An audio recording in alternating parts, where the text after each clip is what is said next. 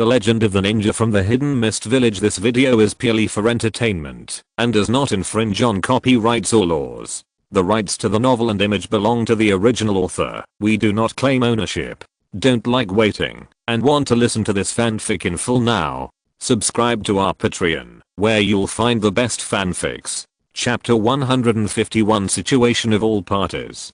Danzo-sama. At this moment, on the high slope of the mountain behind Konoha, a masked ninja knelt on one knee to report the situation in various places in the village to Danzo, who was standing with his hands behind his back. "How is the Hokage?"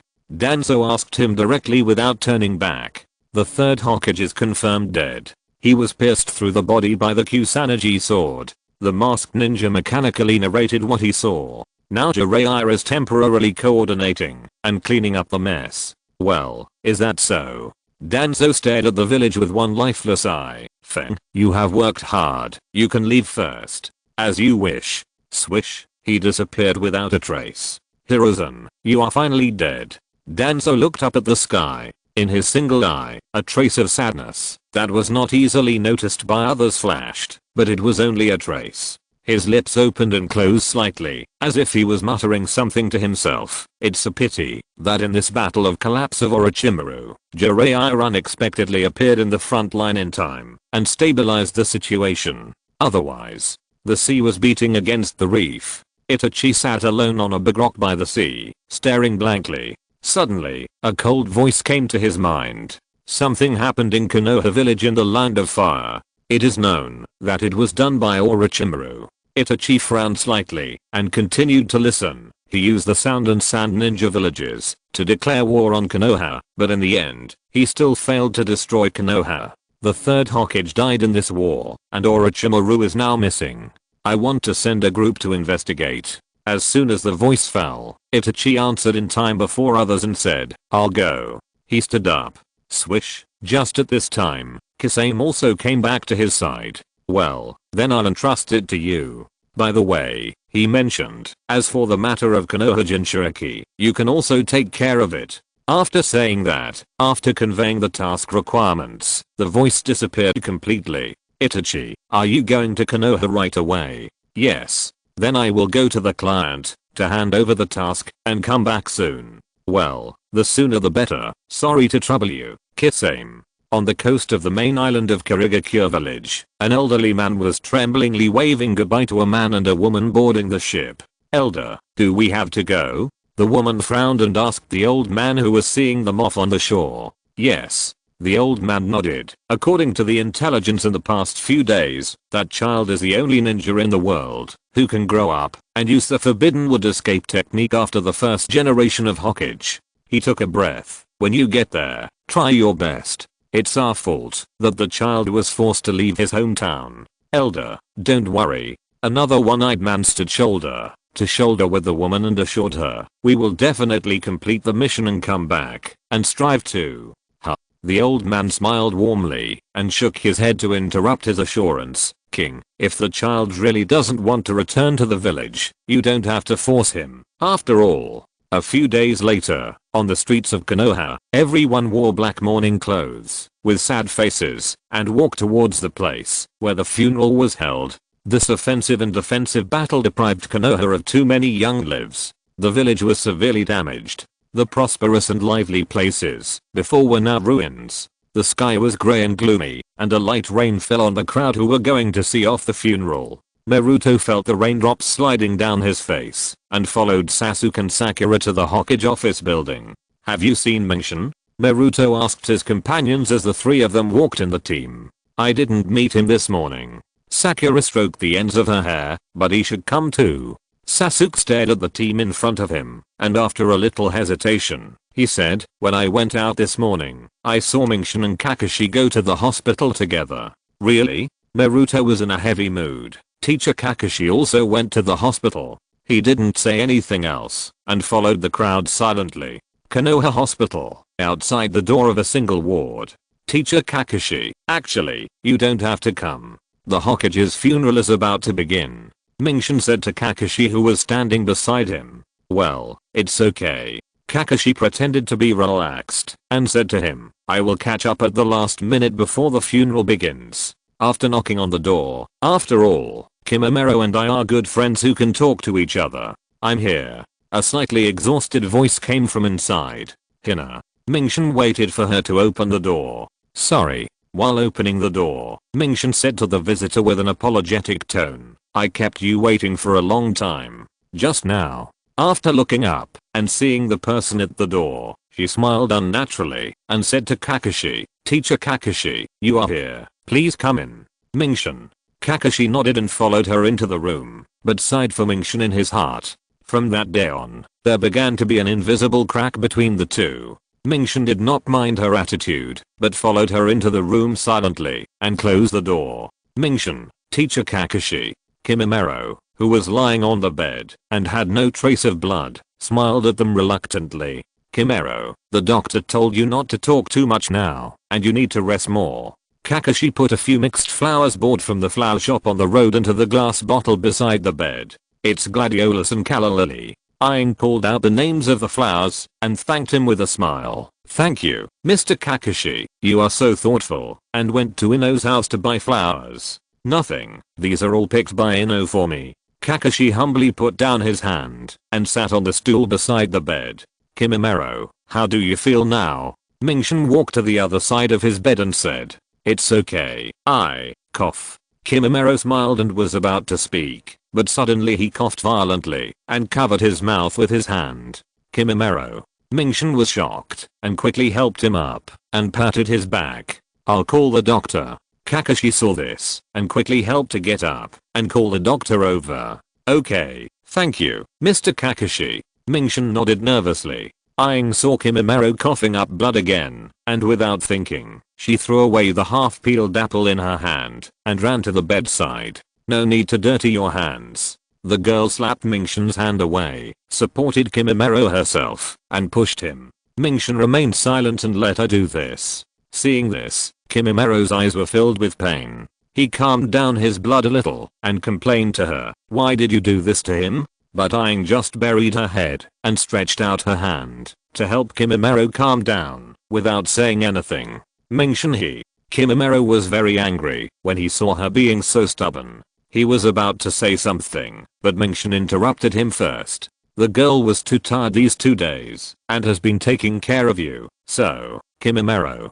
He couldn't bear to see her being scolded, so he quickly used his eyes to plead to stop Kimimaro from saying the rest of the words. Chapter 150 Takama. Tomorrow you. Kimimaro looked at him with complicated eyes, sighed helplessly, and said melancholy, how can I die peacefully with you like this? Who said you would die? When Aang heard what he said, she collapsed and roared, I don't want you to die, you won't die. She was so excited that she tightly grasped his pale and weak arm. Girl, When Mingshin saw Aang like this, he stretched out his hand and put it on her shoulder. Just when he was about to comfort her. Snap! Exclamation mark. A heavy slap hit his face. Why didn't you show up? Why did you let Lady Tsunade leave? Why did you run to help others when we needed you the most? It's all your fault. Aang cried more and more sadly. Because of Kimimaro, she lost her usual rationality. Every time she cursed, she punched Mingshin heavily. He also numbly let her beat him, speechless. This scene made Kimimaro very sad.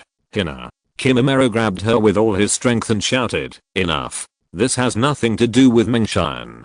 Kimimaro held his hands tightly and gasped, girl, I. But after just saying the word I, he dropped his head and fell into a coma. Kimimaro. Mingshin and Hotaru were horrified. He quickly picked up Kimimaro and rushed out of the door, shouting, doctor, doctor. When he and Hotaru were about to run to the end of the corridor, they met Kakashi who brought a doctor. He shouted, doctor, he fainted again. Hurry, follow me to the emergency room. Seeing this, the doctor hurriedly asked Mingshin to carry Kimimaro and go to the emergency room with him. After the group ran over, the doctor asked Mingshin to put Kimimaro gently on the transport vehicle, and then he and the nurse pushed the vehicle into the emergency room for rescue and blocked all the family members outside. Kimimaro. Hotaru stood outside the emergency room in a trance. No matter how Kakashi and Mingshin persuaded her, she refused to sit down and rest for a while. Teacher Kakashi. Mingshin raised his wrist to look at his watch. He looked over. The funeral is almost here. Mingshin put down his hand. You go to the scene first. But Kimimaro, he is my family. It's enough for us to guard him. Mingshin apologized to Kakashi. We have delayed you too much. Don't say that. Kakashi shook his head. Then I will go to the funeral first. He glanced at the door of the emergency room and sighed. I will help you. And Hotaru explained to the two consultants why you didn't come to the scene. Thank you, Teacher Kakashi. Mingshin bowed politely to Kakashi. After Kakashi said goodbye and left, Mingshin and Hotaru waited for nearly an hour, and the red rescue light on the door of the emergency room still didn't go out. And during this not too long time, Mingshin felt as if he had waited for almost 2 days and 1 night. He looked at Aang, who was like an empty shell without a soul, staring blankly at the door of the emergency room. Deep down, he was worried that Aang's body would not be able to take it.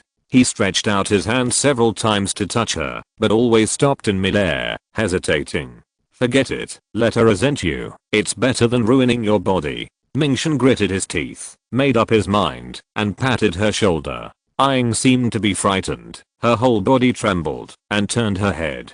After finding that it was him who patted her, she looked at Mingshin coldly without saying a word. I'll get you something to eat, girl. Mingshin met her cold eyes, and after saying that, he went straight outside to buy some food for her. He rushed all the way with a heavy heart and didn't raise his head to look at the road carefully. When he went downstairs and turned a corner, bang, he bumped into someone whose body was very soft and fragrant. If this kind of accident happened normally, Mingshin would definitely feel lucky. Unfortunately, Kimimaro was lying in the emergency room for treatment, and he didn't have the time to think about these messy things. I'm sorry, Just when Mingshin looked up and wanted to apologize, he was stunned. In that moment, he subconsciously asked, why are you back again, Tsunade? I came back to see how Kimimaro was doing. Tsunade's eyes were a little evasive, and she didn't look directly at Mingshin. Didn't you say that? Mingshin stretched out his hand and put back a few strands of messy hair in front of Tsunade's forehead. Huh. Shizune, who was following behind Tsunade, shouted in surprise, shocked by Mingshin's bold move. You. Even Tsunade was confused and didn't react. You are so old, don't you care about your image when you go out? Mingshin calmly took back his hand and walked past Tsunade. Thank you for coming back to care about Kimimaro, but it's really not necessary now. Tsunade's eyes gradually dimmed when she heard this. At this moment, she recalled the two most important men in her life. Mingshin. Shizune said with some guilt, I'm so sorry, if we had. No need to apologize. Mingshin shook his head calmly, turned his back to Tsunade, and looked out the window. Kimimaro wouldn't want you to do this. Mingshin. Tsunade's voice suddenly sounded. This was the first time she called out his name in a dull state. What's wrong? Mingshin didn't turn around, but asked her directly. Don't you hate me? Tsunade asked the question she had wanted to ask for the past few days. It was me who watched Kimimaro die without saving him, which caused him to be completely hopeless. Oh, that. Mingshin scratched his head and exhaled a breath of turbid air. I hate you very much. Mingshin. Shizune was shocked and subconsciously hugged Hunten tightly. I can't wait to beat you madly, and I can't wait to use the grassy sword to cut you into a fragmented residue. When I said this tomorrow, I was smiling lightly. But what's the use of you? Divine Doctor. Tsunade finished hearing this, raised his head, and found that he also turned around. It's your teacher, right? Try to say tomorrow. What can the teacher be? Tsunade did not feel much, but said to him, for the sake of an unreasonable person in the village, it is really foolish. Chapter 153, The End of Time.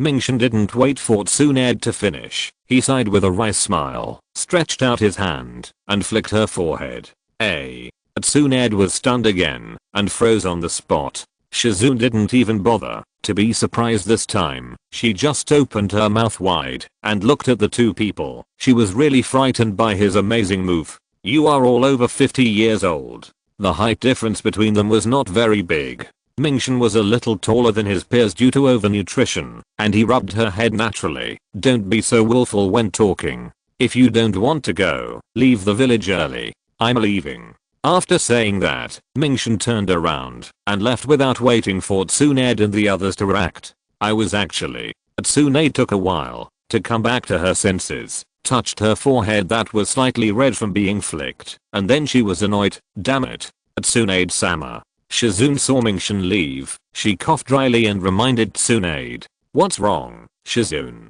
Tsunade looked at her in confusion. Are we still going to see Kimimaro? Well, forget it. If we are not going, let's just do what that kid said and leave Konoha. If we really run into that girl Hotaru, I don't know how to face her or what to say. Okay, Lady Tsunade. Mingshin bought some snacks that Hotaru often liked near the hospital. Just as he was about to turn back, he turned around and ran into the two people walking towards him.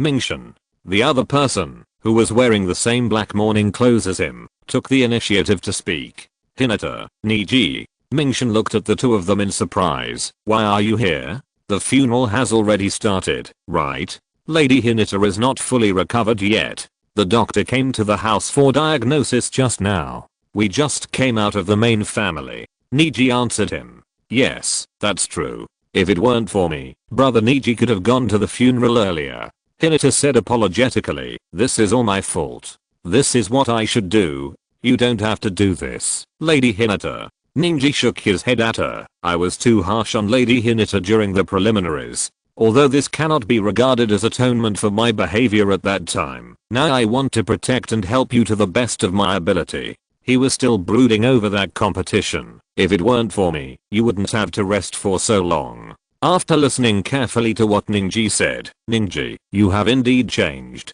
Mingshin smiled at him. The you I knew before would never say these words. Niji and he smiled at each other and then said, maybe, without that fight with Naruto, I might still be so stubborn and hold a strong hatred for the main family. Brother Niji. Hinata, hurry up.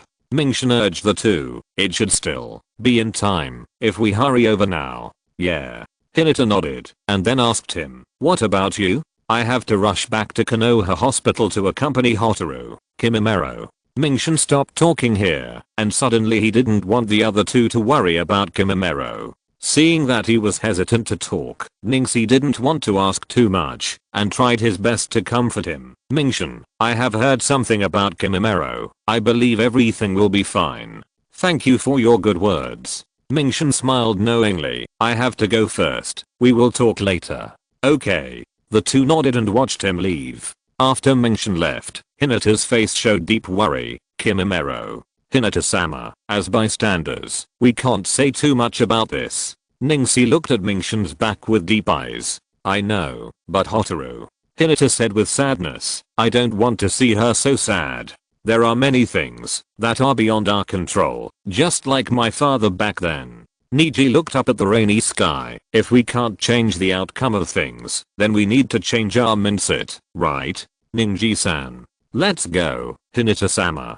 Okay. In Konoha Hospital, Mingshin walked back to the emergency room and found that the red light was still on. He was very anxious about the situation, Kimimaro. But on the surface, he didn't dare to show it in front of the girl. Hotaru. Mingshin walked behind her and called out. Hotaru turned around and looked at him. Eat something. He persuaded her softly. If Kimimaro wakes up and sees you not eating or drinking like this, he will feel very uncomfortable. After hearing what Mingshin said, although Hotaru never looked at him or spoke to him, she still took the snacks handed to her in hesitation and walked to the bench to sit down and eat. Seeing that she was willing to eat something, Mingshin breathed a sigh of relief, secretly rejoicing, and silently smiled at the girl. After a while, when Aang finished eating, the red light of the emergency room went out, and the door was opened from the inside. Bang! When Aang heard the door open, she quickly threw away the snack box, got up and ran over. Mingshin hurried to Kimimaro's transport vehicle with her. He lay there peacefully with his eyes closed. No matter how Aang and Mingshin called him, he didn't respond. Doctor, what's going on? Mingshin raised his head and asked nervously. Don't worry, he just had an operation, and he is asleep now. The doctor explained, and after hesitating for a while, he still said, Just what? Mingshin asked. We tried our best. The doctor wiped his sweaty forehead and answered him helplessly. What do you mean? Aang followed in confusion. What do you mean by tried your best?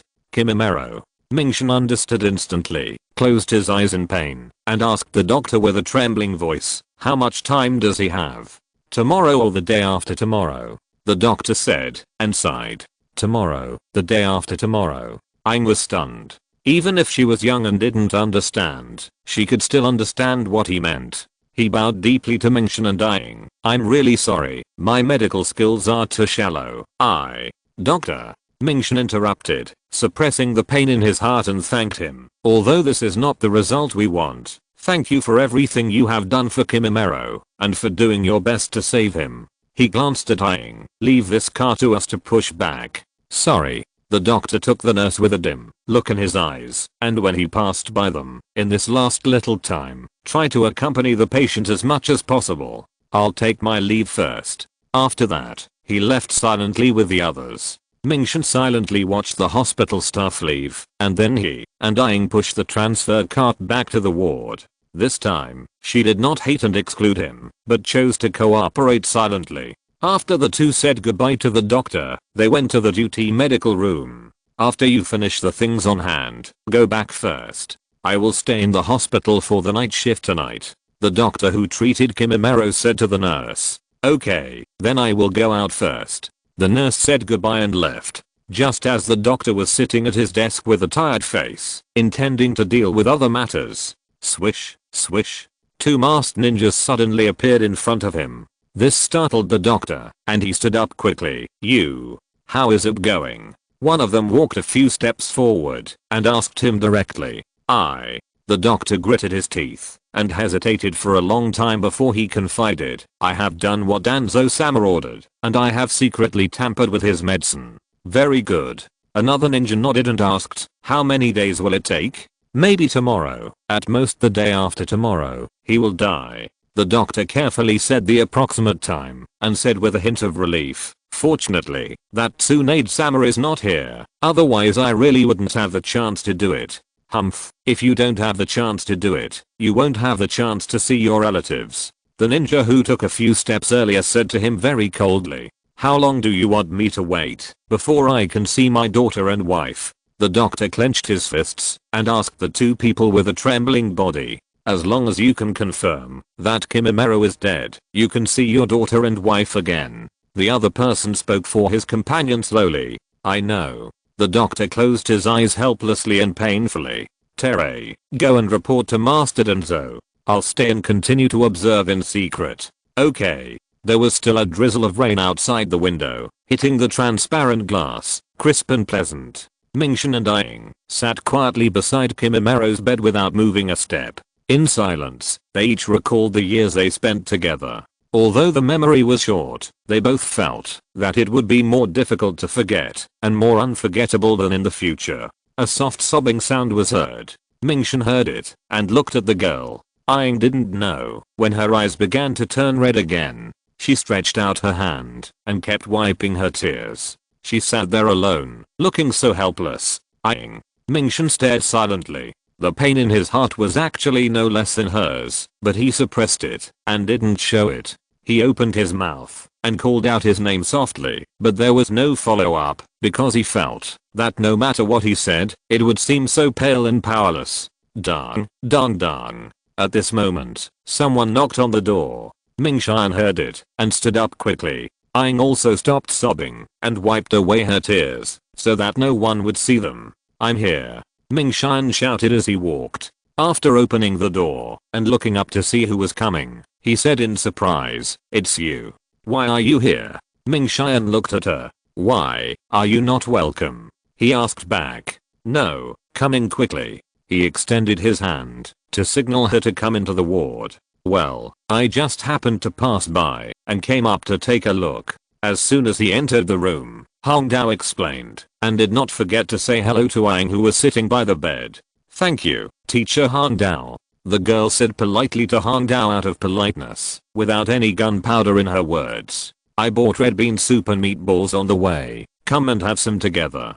As she said that, Hong Dao even picked them up to show them. Chapter 154 Talking to her. Mingshan reached out his hand to take the red bean soup and meatballs she handed over, but Aang smiled and declined beside the bed. I just ate. I'm not hungry yet. You guys go eat outside first. This room is messy. There's no place to put things. Yeah, okay. Mingshan nodded to Aang, motioning Hang Dao to follow him out of the ward. After the two came out, they sat on the bench outside the ward door. Actually, I don't eat sweet things very often.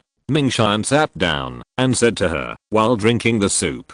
Then why are you drinking it? Han Dao retorted to him unhappily. As long as it's bought by you, I will insist on finishing it, even if I don't like it. Putting down the red bean soup in his hand, he said to her, thank you for coming all the way here. Well, I said I was just passing by. Don't think too much. Han Dao quickly explained and warned him. Mingshan smiled at her knowingly. Yes, you definitely didn't come here because you care about me, okay?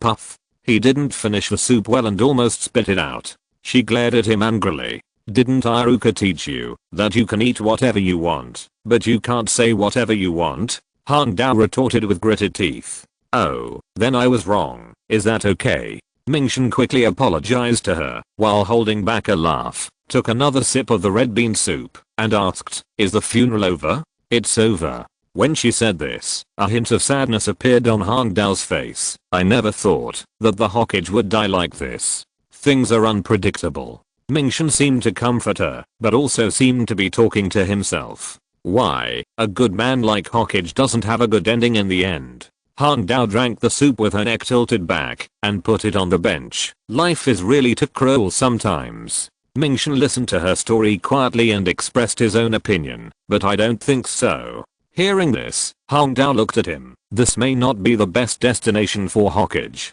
He has been implementing the ninja way he originally chose from the beginning to the end, hasn't he? Ninja way. Some things can be forgotten, some things can be commemorated, some things can be done willingly, and some things are always beyond our control. Mingshan's tone at this moment was like an adult who had experienced many vicissitudes of life. He raised his eyes and looked at Han Dao meaningfully. Time will forget everything, but our lives will remember everything that has happened. Even if time passes and the world changes, it will make us remember it deep in our souls and find it difficult to forget what they were like. After listening to Mingshan's words, Han Dao couldn't calm down for a long time and was very moved. Why? She couldn't help but want to ask him. What's wrong? She said to him seriously. Sometimes I really feel that you don't look like a 14 or 15-year-old boy, but more like the same age as me. No, you should be more like an adult who is more mature and stable than me.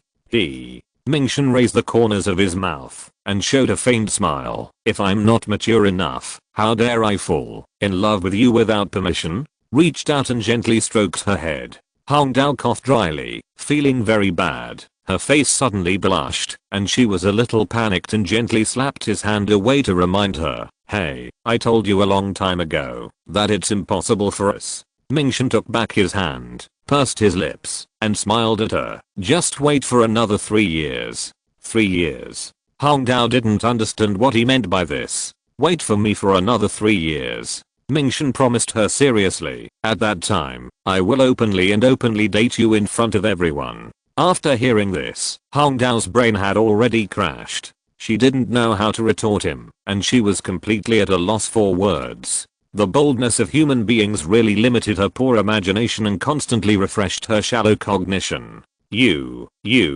There were so many words she wanted to scold him with, but they were stuck in her throat and she couldn't say them. Go back and rest early. You've been tired all day. Mingshan took the initiative to pick up the bamboo sticks and food boxes on the bench, stood up with a smile. Thank you for the red bean soup.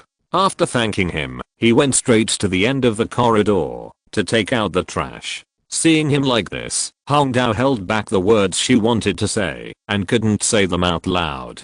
After Mingshan turned around, she also stood up and fiddled with the ends of her hair, saying, take good care of Kimimaro. I'm going back first. Yeah, okay. Mingshan nodded. I will. Also, don't overwork yourself. Han Dao simply told him, and after she finished speaking, she didn't know why she was so inexplicably saying these things to the seaweed-headed girl. Under Mingshan's gentle gaze, she passed by him and left, disappeared at the end of the corridor, and went downstairs. Okay, I should go in too. Just as he was about to open the door to enter the ward, a noisy and familiar voice sounded in the corridor. Mingshan was depressed. Could it be that guy? He turned around helplessly and found that it was indeed Huang Mao and his friends who came upstairs together. He happened to meet his eyes with his shifty eyes. Hey, over there. Naruto cheered and was about to trot over. Bang. He was hit hard on the head.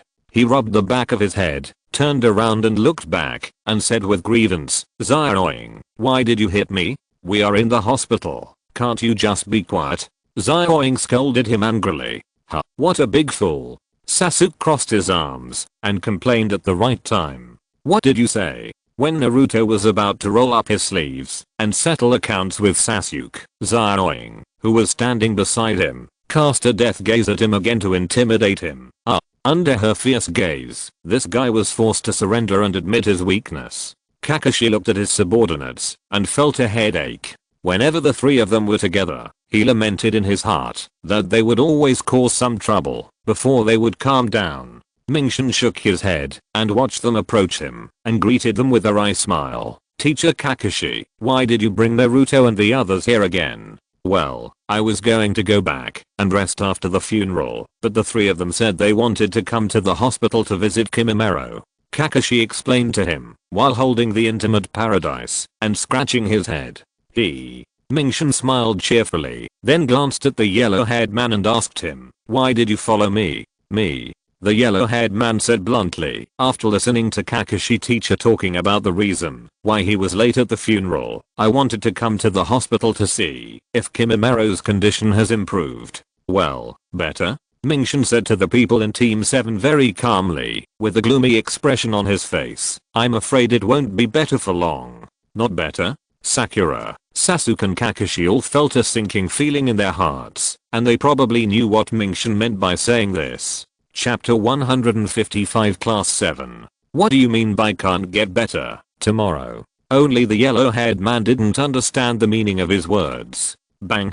Don't make a noise. Sakura punched him again to make him behave. How much time does he have left? Kakashi asked him. The doctor said that tomorrow or the day after tomorrow, Kimimaro will. Mingshan closed his eyes and spoke with difficulty through his teeth. Die of illness, death. Now, even if Naruto didn't understand what he meant, he understood it all. He restrained his previous exaggerated attitude, and sadness flashed in his eyes. The corridor was very quiet for a while, and even a pin drop on the ground could be heard clearly. After a long time, Kakashi saw that the atmosphere was so solemn that no one spoke. He coughed dryly and took the initiative to say, let's go in first and talk about anything in the room. Okay. Mingshan nodded, turned around and knocked on the door. Hotaru came out in response. After she opened it, a group of people entered one after another. Sakura. She saw Sakura in the group and smiled slightly and greeted her. Hina, why have you lost so much weight? Sakura looked at her carefully and said distressedly. No. The girl pretended to be relaxed and explained to her, I've been trying to lose weight recently. Of course I will lose weight. Yes, Sakura. Mingshan echoed the girl's words at the right time. Although she knew the reason why she was thin, Sakura didn't intend to expose it.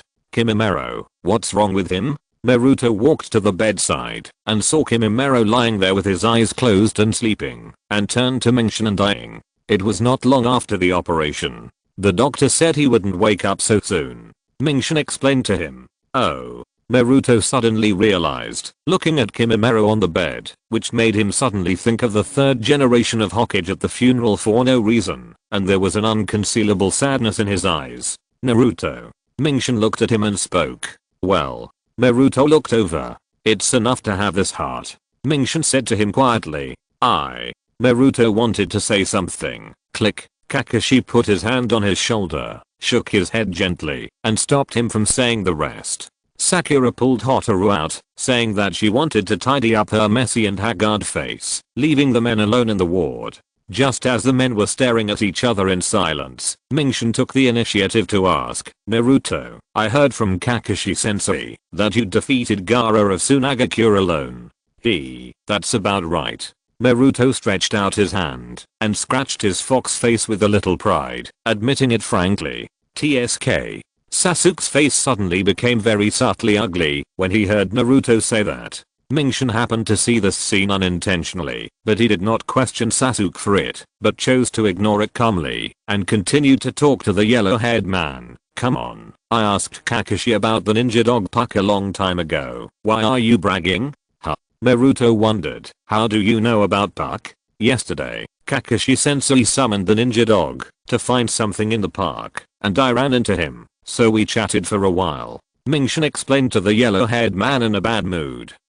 If it weren't for Sasuke's previous consumption of Gaara's physical strength and chakra, Ming-Shin despised and attacked this guy. How could you defeat him so easily?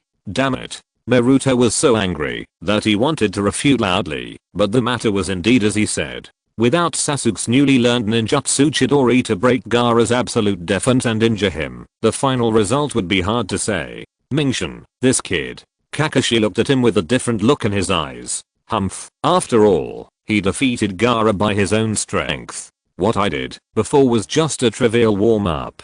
Sasuke unexpectedly refuted Ming-Shin coldly.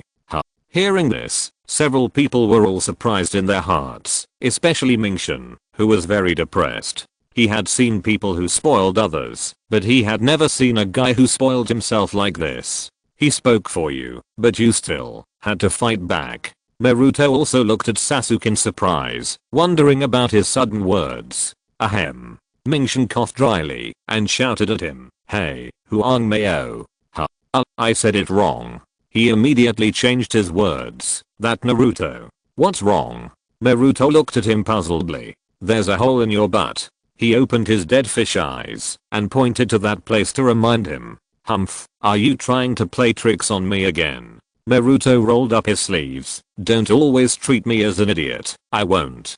Naruto, there's really a hole in your pants. Kakashi actually echoed like a god assist. Could it be? Naruto turned his head to look at his butt half doubtfully. He really found it, and there was a big hole in his, but without knowing when. Then, that, Kakashi teacher, Ming-Shin, it's okay, I understand, please do as you please. Before Huang Meo finished speaking, Ming-Shin sent him back to mend his pants. Alas, this annoying guy is finally gone. Ming-Shin rubbed his eyebrows. Tomorrow. He turned his gaze to Kakashi. What's wrong? Is Kakashi-sensei going to help him mend his pants too? No. Kakashi shook his head. There is something. I think it would be better to tell you now. What is it?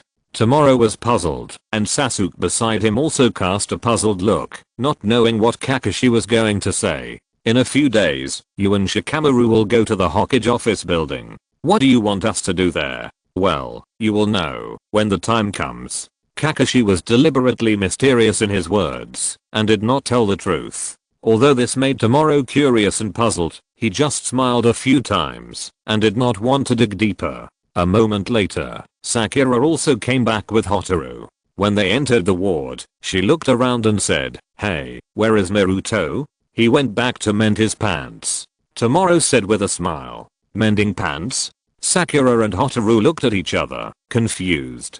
Tomorrow. Sasuke glanced at the clock on the wall of the ward and said to him, it's almost time, we should say goodbye. Are you leaving now?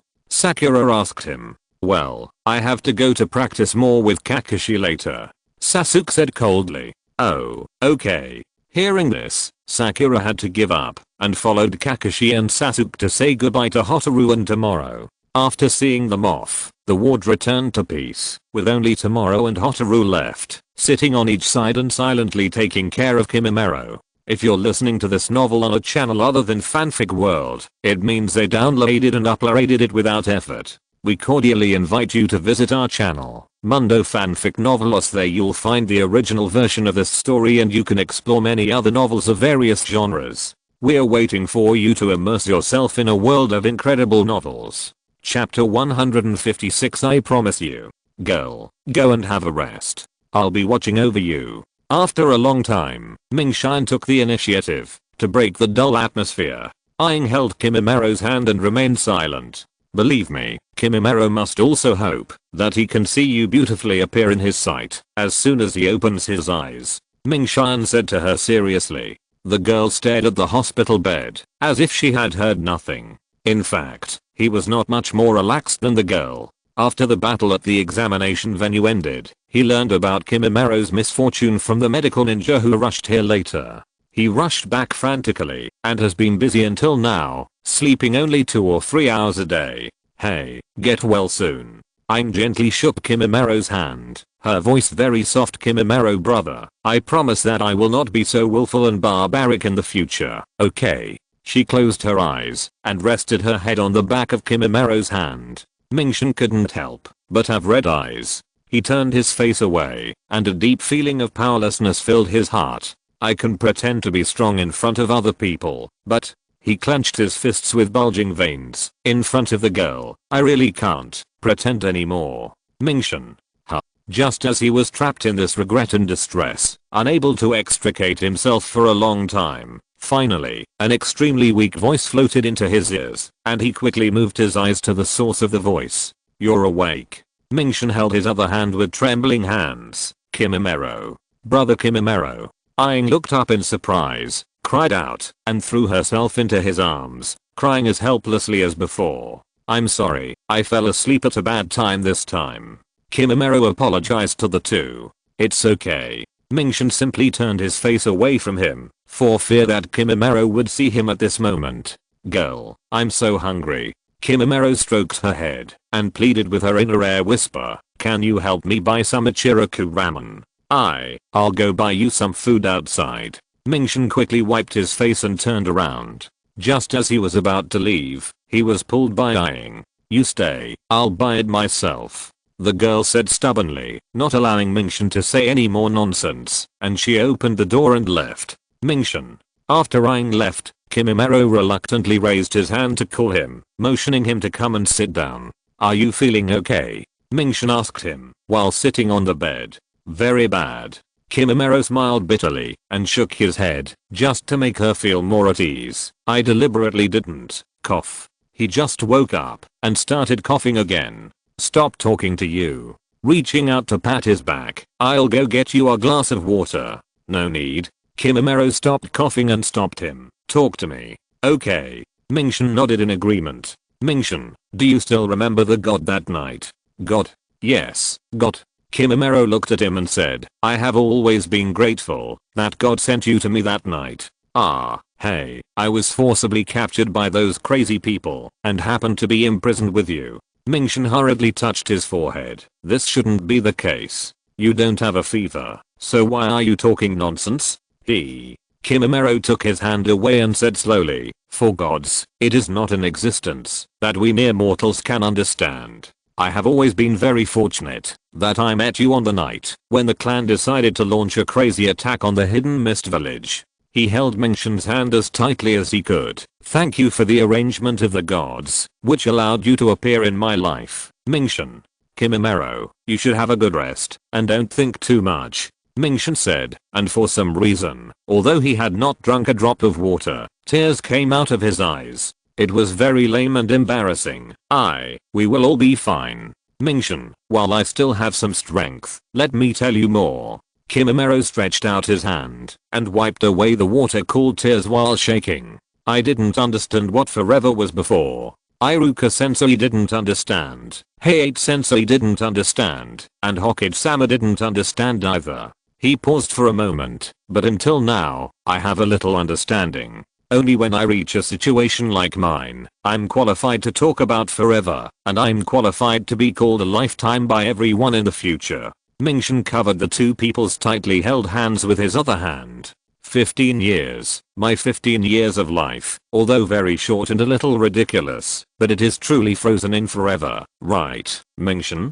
Kimimaro. I really want to go back to the Tea Kingdom with you, visit Elder Jiro again together, and go to the shrine together to play. Many beautiful fragments that he imagined flashed before Kimimaro's eyes. He was so reluctant to leave the world like this. Ming-Shan lowered his head silently, leaning on the hands of the two people, his shoulders shaking constantly. Ming-Shan, I really want to go with you to explore this ninja world and create our own legends in all the time to come. Kimimaro looked at him and murmured, I really want to, but I can't do it now, and I can't wait for our Hotaru to grow up and get married in style. He pulled out his weak and pale hand. So, I have a very rude request. I hope you can agree to it. You say, after I die, help me take good care of Hotaru, and don't let the girl get hurt, okay? I promise you. Ming-Shan raised his head with red eyes, looked at him, and solemnly promised, I will protect her for the rest of my life. Thank you, Ming-Shan. Kimimaro nodded, smiling happily. He finally completed his last unfulfilled wish. Ta. His hand fell down weakly, and he fainted again, after he finished speaking. Kimimaro, Kimimaro. Ming-Shan put his ear to Kimimaro's chest and listened carefully. He found that his heartbeat was getting weaker and weaker. He quickly stood up and ran out shouting, Doctor, Doctor. His anxious shouts rang out in the empty corridor. There was no moon tonight. The sky had just rained in the morning, and there was no star in sight. It was still so gloomy and depressing, which made people feel bad. Outside Kimimaro's ward, a bowl of Ichiraku ramen that had long been cold was placed alone on the bench. The three people from Team 10 sat quietly on the bench outside the door and waited. Shikamaru, do we still have to stand here at the door and continue waiting? Choji asked him, having waited for a long time. Choji, wait a little longer. Shikamaru scratched his head, and rarely did he say the words he often said. Didn't the doctor just say, let's wait a little longer and try to help Ming-Shan and the others? Oh. Chapter 157 You Are My Pride. Ino's eyes were red and sad, and she couldn't help sobbing. She got along well with Hotaru, and it was the first time she saw the girl so haggard, and she was very sad. Ino. Shikamaru looked at her and sighed. The three of them ran into Hotaru on the road by chance. They had planned to come to the hospital to visit her and then go back, but they didn't expect to encounter such a thing. Kimimaro. Shikamaru turned his eyes and took a deep look at the ward. He truly felt the impermanence of life in the ward. The girl lay on Kimimaro and cried. Kimimaro, I'm sorry. Ming-Shan stood behind Hotaru and said to him, I'm such a useless brother. I can't take you back from the god of death. I'm sorry, I'm sorry. At the end, he knelt down beside his bed in pain, blaming himself deeply. Ming-Shan, it's okay, you've tried very hard. Kimimaro shook his head, raised his hand, and put it on his shoulder. You always think so much about me and Hotaru. That's enough. From now on, you should live a happier life for yourself, okay? Kimimaro. Ming-Shan raised his eyes and stared at him sadly. Don't forget what you said at the beginning. Kimimaro was already on his deathbed, but he always remembered and reminded Ming-Shan. In the classroom, you told everyone that we should conquer the Sea of Stars with our own strength. I said that. Ming-Shan was at a loss for a moment. When we were brought to Konoha's ninja school by teacher Iruka, you stood on the podium for the first time and told everyone that we should conquer the Sea of Stars with our own strength. He carefully memorized the words he said one by one in his mind. Are you a fool? That's obviously nonsense. Kimimaro smiled without comment, as if Ming-Shan was not scolding him. He gently stroked the little girl's head, lifted it up in his palm, and said to her in an adult tone, Hina, listen carefully, tears are a good thing that can wash away our bitterness and sadness. He looked at her gently. Promise me that after I die, you are not allowed to cry again, and you must live every day with a smile. A truly strong and good child will laugh louder the more he wants to cry. Carrying all the pain and sadness, no matter how difficult the road ahead is, he must carry them and run forward with a smile. After she suppressed her sadness and nodded obediently, Kimimaro gently embraced Aang in his arms. If you want to cry now, cry as much as you want. Ming-Shan and Aang sobbed silently in front of Kimimaro. Cough. Kimimaro suddenly coughed violently, reluctantly pushed Aang away gently, and covered his hands with the urge to vomit blood. Kimimaro. After he stopped coughing, Hotaru and Ming-Shan each held one of his hands tightly to help him breathe. When they were about to call the doctor over, thank you for your company over the past few years. I'm very happy. Kimimaro's eyes began to dim, and his words were very soft. Hotaru, Ming-Shan, From now on, it's up to you to focus on the front and keep going. You, take a rest. Mingshin cried for the first time in front of Kimimaro. Let me finish, otherwise there will be no chance to say it again. In the very end, he still couldn't let go of Hotaru and Mingshin. I like to watch your backs. Every time you quarrel over trivial matters, you still don't forget to quibble and criticize each other. As he spoke, he also had 2 lines of tears falling, choking. I am really very happy. God arranged for me to meet you. In this time, we can spend every trivial and mediocre day together leisurely. Hotaru, Mingshin, you are my most proud brother and sister in this life. Kimimaro slowly closed his eyes with infinite nostalgia and reluctance to part with them. On the day of Kimimaro's burial, the sky was very blue. Other classmates from the same ninja school came to the scene in groups of several people and stood there silently. Mingshin, wearing a black suit and a tie, stood straight beside Hotaru, guarding her. The students of Class 10, Class 3, Class 8 and Class 7, led by their respective jonin, came over one by one and came to Hotaru and Mingshin to express their condolences. After receiving them one by one, Mingshin and Hotaru nodded and began to bury the body under the reminder of other staff members. The two watched quietly as the cypress coffin was carried into the tomb and buried. They did not cry, but their faces were full of sadness and strength because they had promised Kimimaro. Mingshin.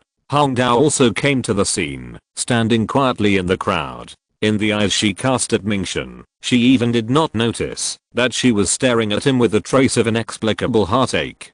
Kimimaro. Naruto looked sad and looked at Kimimaro's grave. Although he had never played with him much, he was still very sad after all as a classmate. Mingshin, you should be very sad now. Xiaoli, wearing a black suit, stood beside Teacher K and looked at Mingshin. Since the battle at the venue, the two of them have not seen each other again. The current 9th team can actually be cancelled. Hong said beside Asuma. Well, there are only 2 of them left. Asuma sighed slightly. It depends on what the top management will do later. Mingshin should be promoted directly. Shiranojinma, who was standing between Asuma and Hong, suddenly made a shocking statement. How is it possible? Hong was very surprised. Mingshin gave up the competition early in the preliminaries. How could he still be? Mingshin is the only wood-release ninja of the younger generation of Konoha. Just based on his bloodline limit ability and the future. Genma, holding 1,000 books in his mouth, analyzed calmly. His dazzling performance during the invasion of Atosaga is enough to be directly appreciated and promoted by the top management. Indeed. Even Kei agreed with his point of view, saying, as long as Mingshin is given a certain amount of room for growth, he will surely make a big splash in the future. Kakashi, what do you think? Asuma's eyes wandered to Kakashi standing beside him. Well, who knows? Although Kakashi was still as listless as before, his tone of voice was not as lazy as before. While many jonin were secretly discussing the future of Team 9, when the burial was going on tomorrow, he looked up at the blue sky alone and muttered to himself, Kimimaro, goodbye. On the island east of the Land of Fire, 2 people wearing black windbreakers embroidered with red clouds and bamboo hats with wind chimes on their heads were walking quickly on the paths on the island. TSK, no matter how many times I come here, I still don't like it here. Be patient, this is the fastest shortcut to return to Konoha. If we go from the Land of Iron, it will take a lot more time. Well, that's right. After passing this island, we can walk on the water and reach the border coast of the Land of Fire directly. Chapter 158 The Game Behind the Scenes. Itachi, why did you take the initiative to take over this mission and return to Konoha this time? Kisame asked him in a fake and careless manner while sweeping away the thorns that blocked the road. Nothing, I just left my hometown for too long and wanted to go back to take a look. Itachi calmly looked straight ahead and hurried on his way. Oh. Although Kisame didn't say anything else and continued to sweep away the thorns, he knew in his heart that Itachi was just an excuse. He would not really want to go back to Konoha for no reason. He thought to himself, why did Itachi choose to return to Konoha at this sensitive time? Let's speed up the journey, it's getting dark. Okay. In the Land of Rice Fields, in the Hidden Sound Village, Lord Orochimaru, a girl wearing brown framed glasses screamed in pain. Orochimaru let go of the girl's bitten arm and said angrily with blood in his mouth, "Damn it, even Karen doesn't work." His figure was very strange and enchanting under the candlelight, and his pale arms were wrapped with bandages. The third Hokage's forbidden technique is really troublesome. Kabuto, who was standing aside, frowned at Orochimaru's current situation. He pushed his glasses frame and felt a headache. He said to the girl, "Karen, you go down and rest first." "Okay." The girl with beautiful red hair under the candlelight left as she was told. Before leaving, she did not forget to close the door, leaving Kabuto and Orochimaru alone inside. Orochimaru could no longer hold back his roar after Karen closed the door completely. He was forced to sit on the chair by Kabuto. He cursed angrily, "Sarutobi, you bastard." Alas, things are not that easy. Kabuto comforted him. After all, the opponent is the most powerful active Hokage in the 5 major countries. However, you are already very powerful. You can defeat 2 of the 5 Kage. I don't need you. Orochimaru interrupted with a breath impatiently. Huh? Kabuto was puzzled. You don't have to say these words that sound like you're trying to comfort me. Orochimaru looked up at him grimly. Be careful or I'll kill you. Kabuto's heart trembled, and he quickly changed the subject. Of course I didn't mean that. Although we failed to successfully capture Konoha this time, another goal of this plan.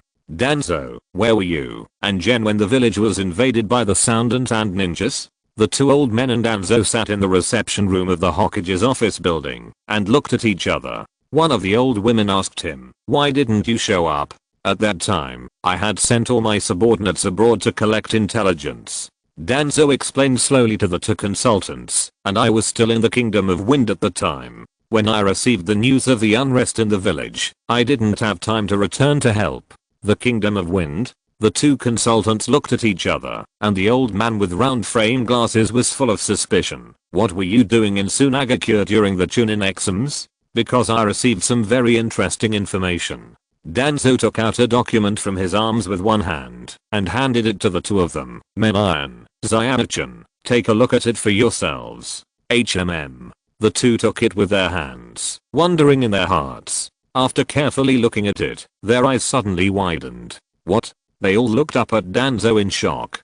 Could it be that before the exam started, it had already? Yes. Danzo was very calm. "I'm afraid that the Sand Village should have discovered the truth by now." At the same time, in a desert somewhere in the Wind Country, Maki led several subordinates and searched day and night for several days. Finally, they found something unusual in a place near the border of the Fire Country. There were groups of crows gathered in a deep pit, making noises and flying in and out. Strange, there are no dead animals nearby. Maki was puzzled and immediately led his men to jump over. Swish, swish, swish. The group of people came to the periphery of the deep pit one after another. One of Maki's subordinates who was standing next to him took the initiative to step forward, stretched his neck to look down, and then waved to everyone. "Come and see. This is not." Maki also saw it. He listened to his subordinate's continued analysis with a grim face, looking at the spots and mutilations on this corpse. He must have been dead for a long time. He carefully estimated. "I'm afraid it was before the 3rd round of the Chunin exam." "Really?" Maki was extremely annoyed at this time. "Orochimaru, you bastard." He pondered angrily. "If I'm not mistaken, after killing Lord Kazakage, it should have been Orochimaru or someone else disguised as him and entered the 3rd exam venue. We were so careless." Upon hearing this, the subordinates around him all lowered their heads in shame, regretting that they had blindly believed in Otanagakure's lies, which led to the direct death of Lord Kazakage. Maki looked around at everyone with complicated eyes. "It's no use regretting now. Let's report this matter to the top management for discussion." "Well, that's the only way." "Damn Orochimaru, how dare you act so recklessly." After reading the document, the old woman slammed the table heavily. "Now that Hiruzen is dead, the most urgent task is to quickly elect a new Hokage before other countries react." Just as the 2 consultants were angry, Danzo suddenly brought up this topic. "Indeed." The old man with glasses looked at the old woman beside him and said to her, "Koharu, we should give priority to solving this problem." Hearing this, Koharu pondered for a while and said, "But Konoha's current suitable candidate seems Danzo took the opportunity to say, while the two consultants were hesitant and had not yet made up their minds, without any intention of avoiding the opportunity. In that case, I have a suggestion. Let Jiraiya be the 5th generation Hokage of Konoha. An abrupt voice interrupted Danzo's words in time. TSK. Danzo turned around angrily to look at the source of the voice. When he found the man at the door, he was very surprised. Nara Shikaku? A very subtle coldness flashed in his eyes, and he spoke. Shikaku? Koharu looked at him in surprise. You rarely show up here on weekdays. Puzzled, why did you suddenly come here today? I came here for Kimimaro. Shikaku came in and explained. As soon as I arrived at the door, I heard you discussing the Hokage, so I took the liberty to say something. Kimimaro? Koharu looked at him in confusion. Wasn't the child buried yesterday? Yes, he was buried, but why wasn't his name engraved on the memorial tablet in our Konoha? Shikaku asked. The two advisors and Danzo listened to his story quietly. During the invasion of Nazusa, it was he who helped us take back the Book of Seals from the enemy. Shikaku was very confused and asked the two consultants, why is Kimimaro's name not engraved on the memorial tablet? This was decided after careful discussion between the two of us. The bespectacled old man said truthfully, those whose names can be engraved on the memorial tablet are, without exception, ninjas who either died in battle or died on the spot while defending Konoha. Although his speech was not fast, there was indifference in his plainness. Kimimaro died of illness after the war, so according to convention, he could not enjoy such high-level posthumous treatment. But Menyan is right. Koharu nodded in agreement and interrupted. Shikaku, there is no need to mention this matter again. Rules are rules and there should be no exceptions. Besides, Kimimaro is just an outsider. He is not a native of our Konoha village after all. Seeing that the two consultants were so stubborn, Shikaku had no choice but to not argue anymore, because he knew that it was meaningless to do so, so he had to give up. However, regarding what you said about Jiraiya just now, Menyan clicked his glasses, lowered his head and thought seriously for a moment, then said to Shikaku, indeed, he is more suitable to succeed the position of the 5th Hokage of Konoha. Is this your opinion alone, or? Zyadachin looked at him meaningfully and asked, the Yamanaka clan and the Akimichi clan also mean this? If someone else said this, she would not take it seriously at all, but Shikaku has a special identity. He had stayed out of the matter a long time ago, but suddenly he is so concerned about the selection of the 5th Hokage. It is obvious that the Yamanaka and Akimichi clans also have their opinions. Originally, I was planning to talk to you about this matter after I finished talking about Kimimaro. After letting go of the matter of Kimimaro, Shikaku started to confront the two consultants and made it clear that the three clans had their preferences for the candidate for the new Hokage. Basically, they also agree with my proposal, so, TSK. After listening to their conversation silently, Danzo did not refute for his other purposes. Instead, he had to stand up with a feeling of dissatisfaction, found an excuse to the two consultants, and left with a gloomy face. Fortunately, I arrived here at the critical moment. If I were half a step later. After respectfully watching the other party, Shikaku secretly breathed a sigh of relief and was very frightened. Let Danzo become the Hokage. I'm afraid Konoha will really be on the verge of destruction. Just outside the door, that the few people in the house could not see, Danzo turned his back to them. His face was so dark that water could drip out, and he thought to himself, well, I have waited for so many years, I don't mind waiting a little longer. Thinking of this, he felt a little relieved, and then he walked away slowly on his crutches alone. At this moment, in the vast sea far away from the land of fire, on several large ships of unknown origin that collided with each other, a man and a woman were facing the enemy back to back. Although they were surrounded by many vicious pirates, the two were not panicked at all. On the contrary. TSK, it's really troublesome to go on a long journey. The woman complained to the man behind her. How many times has this happened? The man had one eye covered with an eye patch and talisman-like decorations hanging from his ears. He smiled bitterly and sighed. Hey, don't get excited this time and use the dissolution escape to burn through the ship. I really can't run away. TSK, got it. The woman muttered in dissatisfaction. You are a grown man. How can you be more verbose than a woman? Chapter 159. Morning Mist returns home.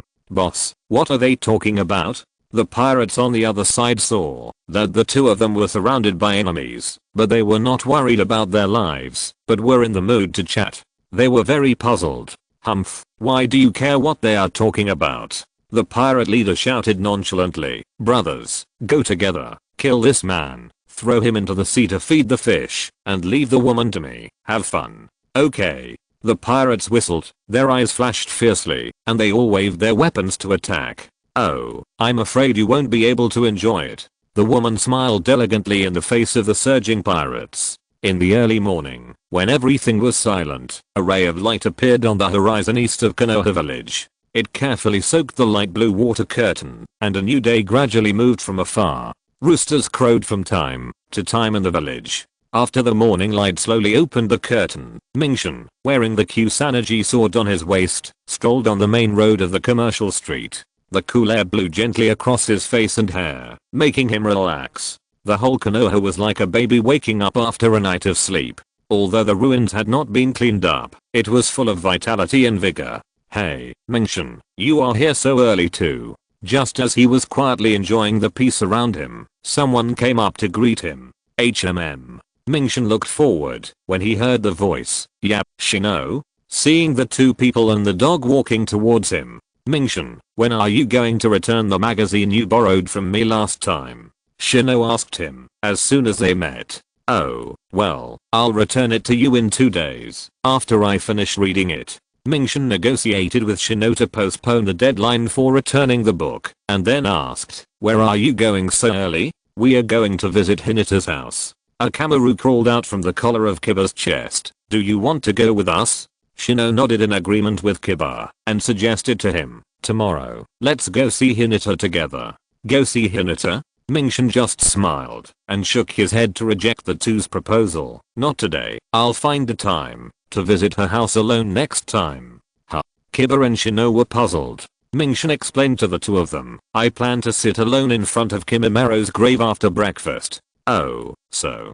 Kiba and Shino looked at each other when they heard him say that, and they didn't know what to say. After the three of them were silent for a moment, it was Shino who took the initiative to say to Mingshin through his sunglasses, Mingshin, don't stay there too long, remember to come back early. Yeah, I know. Mingshin smiled and yawned, then nodded, then see you later, Kiba, Shino. He waved goodbye to the two, and continued to walk forward. Why do I always feel that Mingshin hasn't changed much after Kimimaro's death, as if he is still the same as before?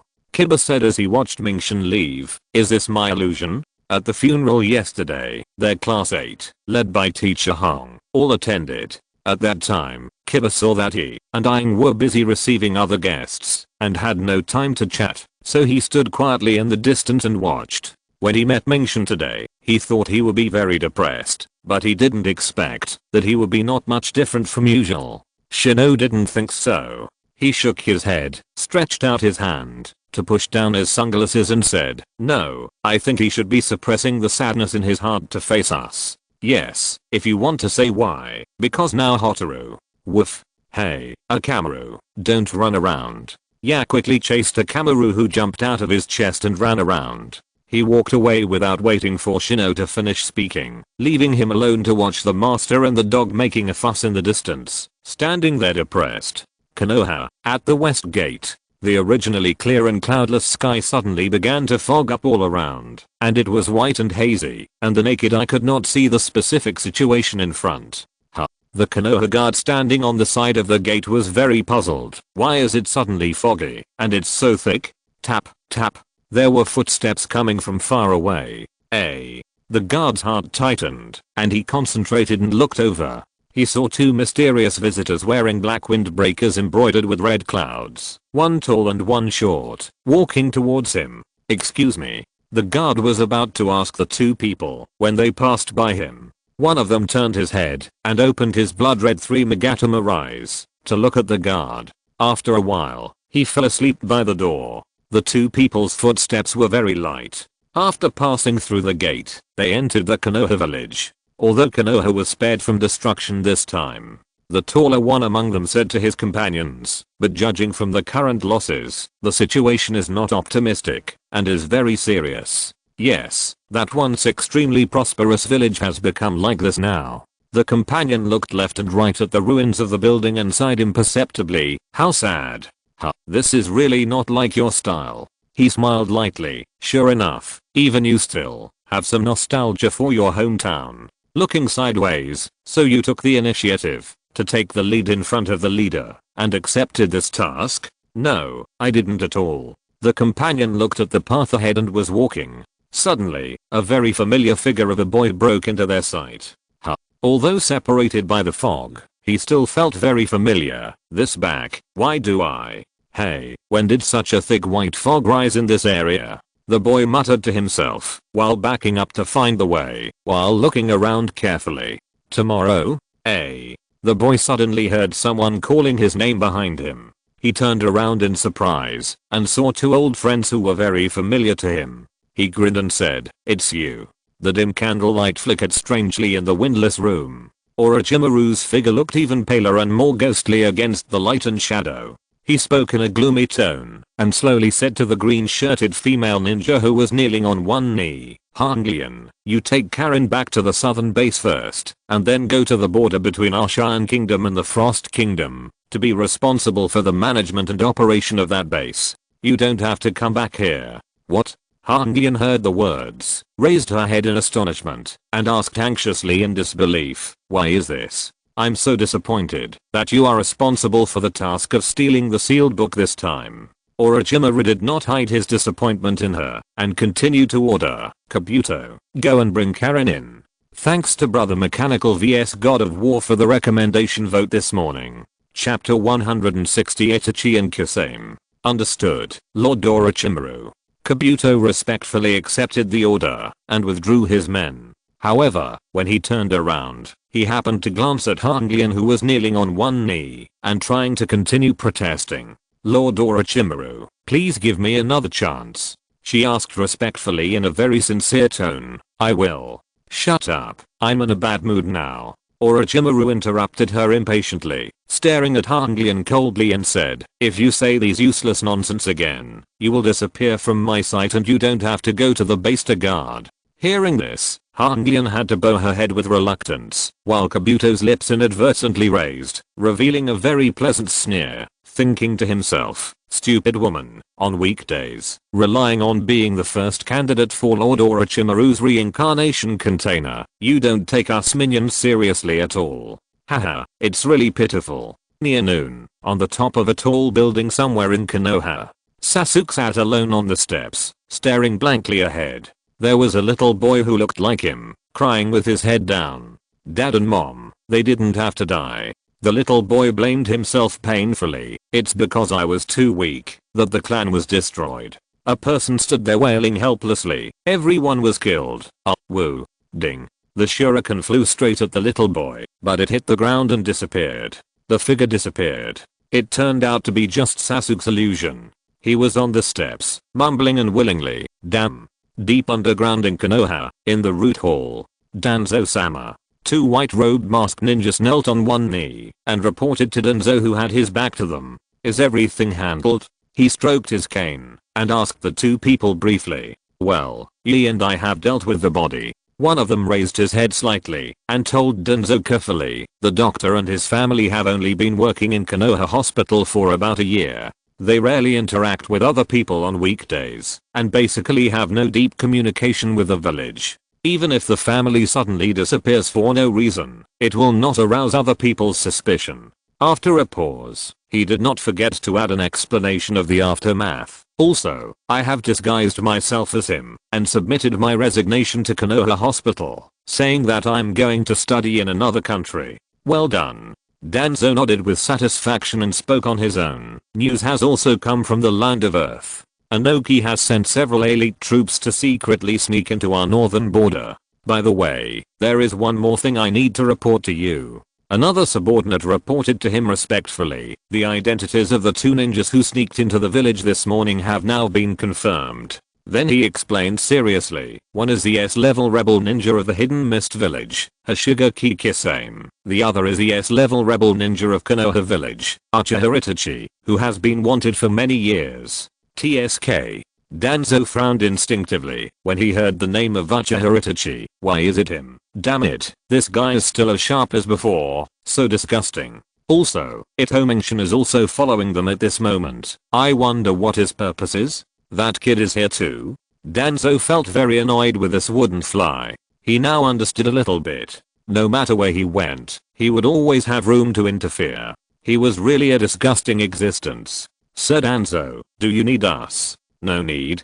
Danzo interrupted, you don't need to continue following this matter, I will handle it myself. Just leave. Understood. The two of them took their leave in response, and with a swish, they disappeared from the spot in an instant. HMPH, Itachi, are you trying to warn me? His eyes were empty and cold, staring at the endless darkness ahead. Ito-Menshin. On the side of the path near the ninja school, Naruto mustered up his energy and ran all the way.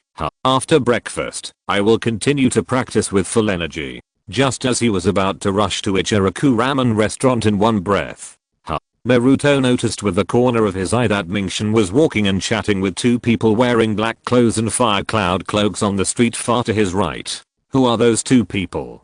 Naruto thought for a moment, and thought to himself, forget it, I guess they are the clients of his new mission.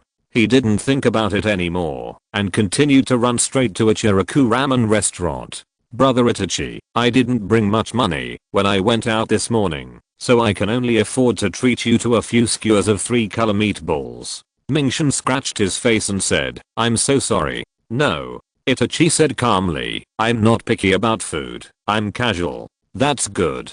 Hey. Kisame looked at him teasingly, boy, is it really appropriate for you to treat us so blatantly in the village? Menshin was very surprised that they said that. It shouldn't be a big deal, right? He asked back. We are S-rank rebel ninjas, kid.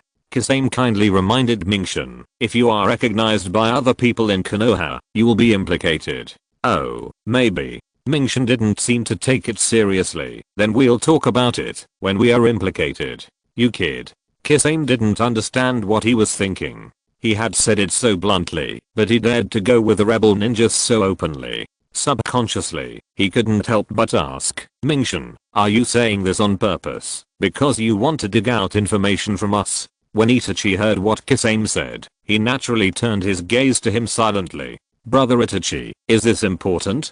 Menshin paused and looked at the two of them. Itachi and Kisame stopped and locked eyes with him and said, it's very important. Actually, it started from the time you helped me save someone. Menshin answered them very naturally. I treat you as friends, Shark. Brother Kisame. Kisame was speechlessly amused by Menshin's last sentence. If you like to call me Sharkhead, then call me Sharkhead. He said indifferently, I'm not used to you always calling me brother. Friends? Itachi closed his eyes. Menshin, there are only tasks and interests to discuss between ninjas. There are never any so-called friends. When he opened his eyes again, the blood-red 3 Megatama state had disappeared, and his pupils returned to black. I know. Menshin did not intend to argue with Itachi about this issue. Brother Itachi, although we have different positions. He faced it calmly, but this does not hinder our friendship. Boy, it's strange for you to say that. Kisame said to Menshin frankly, I have been wandering in the ninja world for so many years, and this is the first time I have seen someone like you. Really? Menshin asked in surprise, is this rare? Then he scratched his head, maybe I was not born to be a professional ninja. Chapter 161 The Fifth Hokage.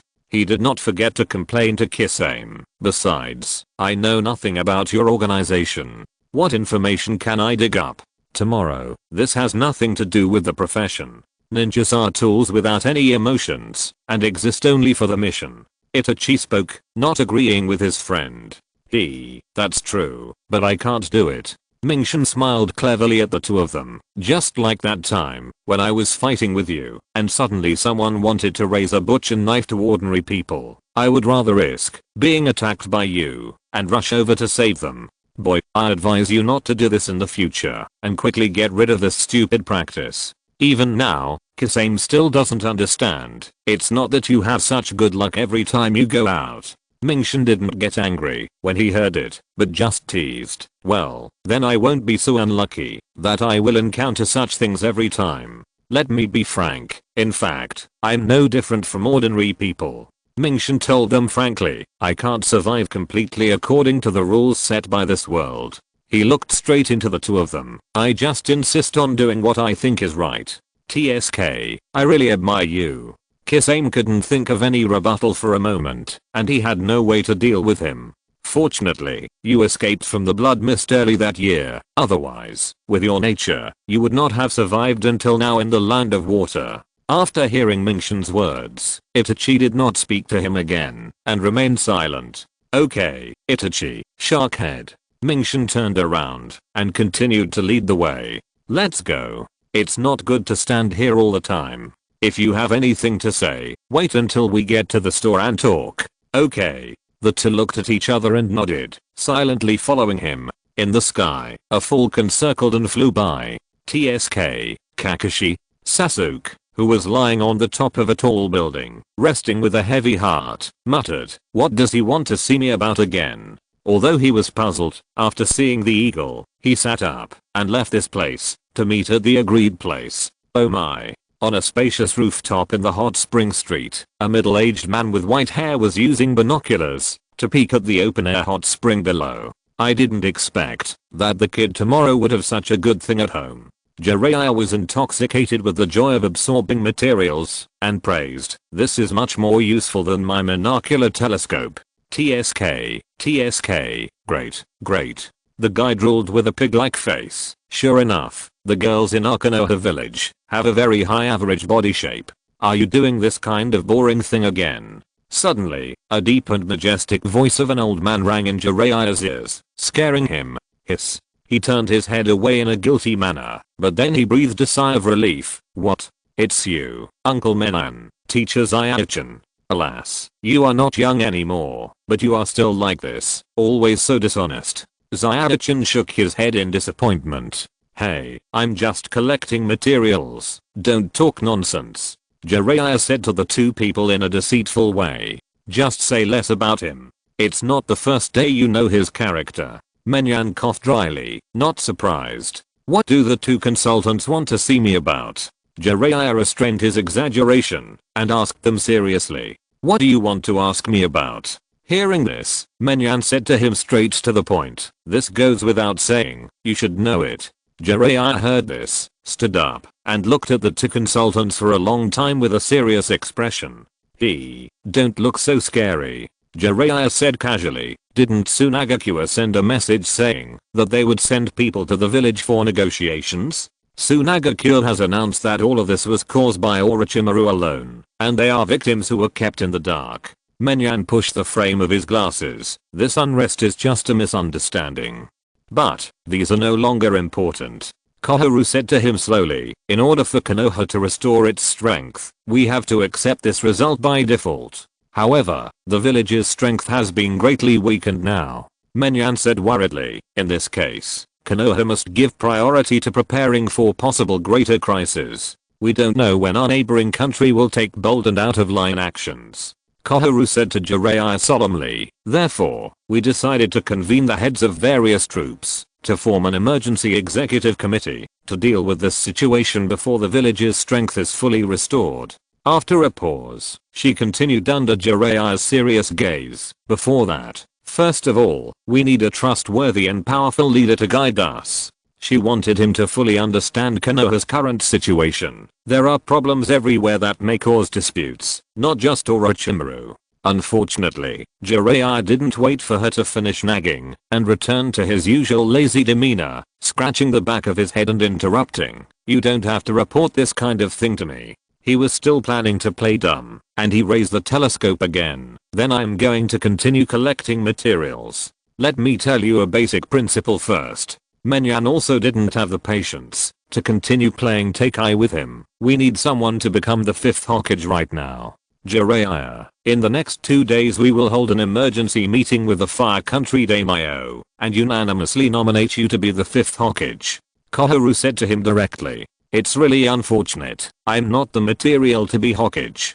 Jiraiya decisively rejected the two consultants. We have already decided on this. Menyan further said, and if even one of the three ninjas cannot do the job, who else can do it? Speaking of the three ninjas, isn't there another person? Jiraiya turned around, stretched out his hand, and said with a smile, at Tsunade. After being reminded by him, the two consultants suddenly remembered that there was such a candidate. They looked at each other, and Menyan said, indeed, Tsunade is capable of doing it, but no one knows her whereabouts now. I'll go find her, so there won't be any problems.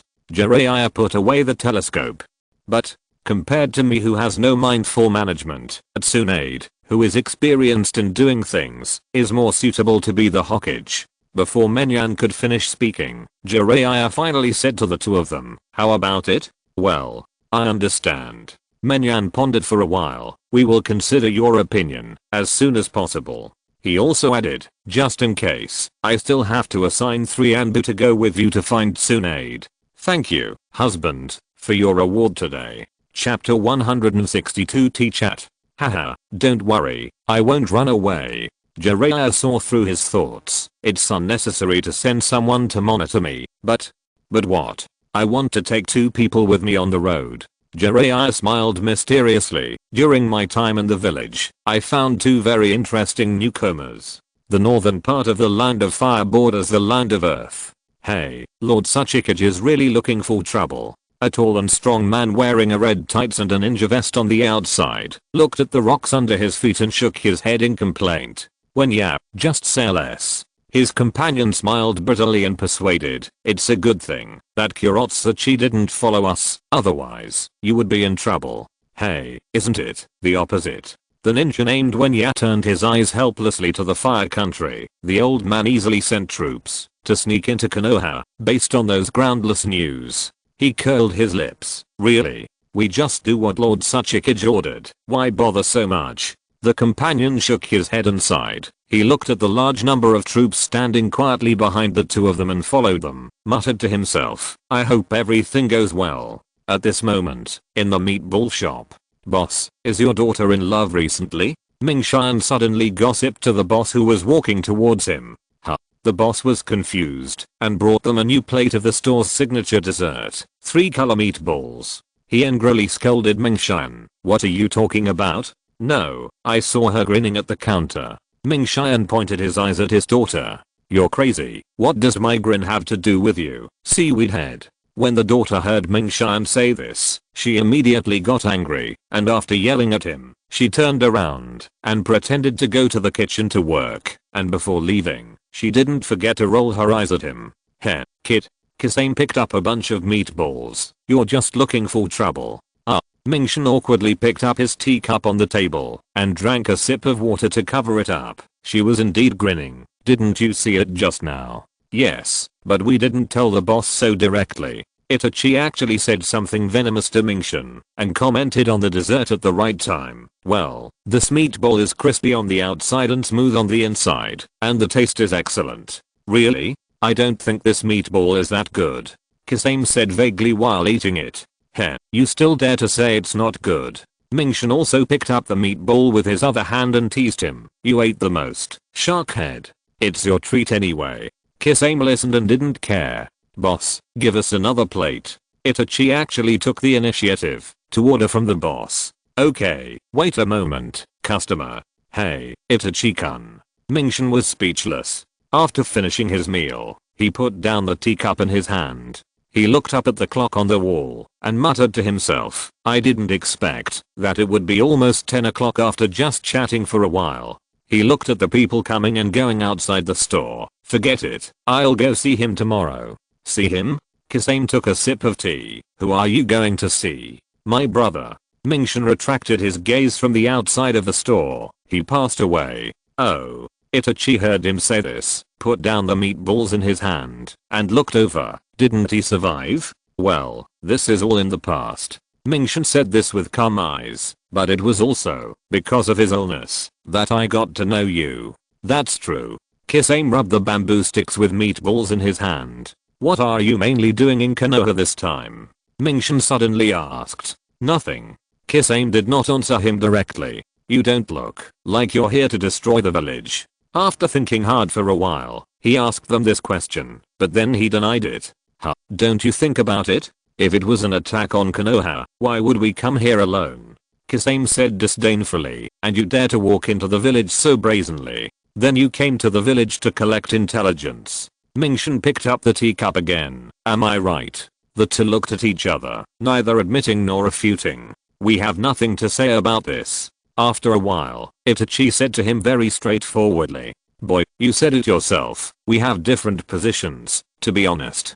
Kisame tried to win him over. If you are willing to join Akatsuki, I would be happy to tell you the purpose of our trip. Then you'd better not say it.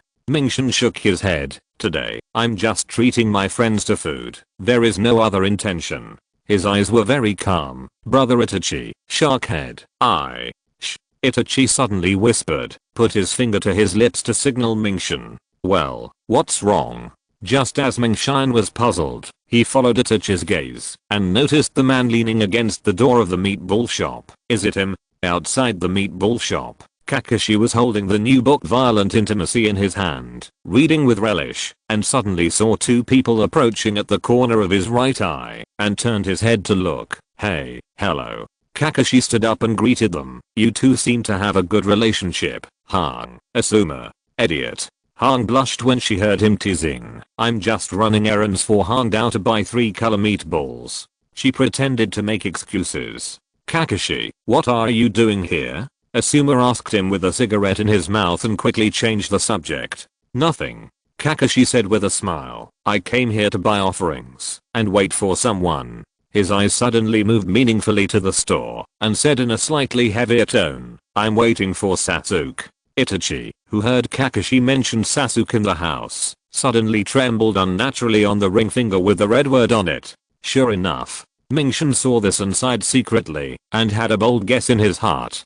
Hey, you're waiting for others, it's really rare. Asuma and Hang also looked at the store together, smiled and said, pretending to cooperate with Kakashi, are the offerings prepared for Obito? Obito? Yeah, that's right.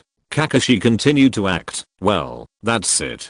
Kisame silently drank the teacup in his hand and put it down. Tap, tap, there were new footsteps approaching.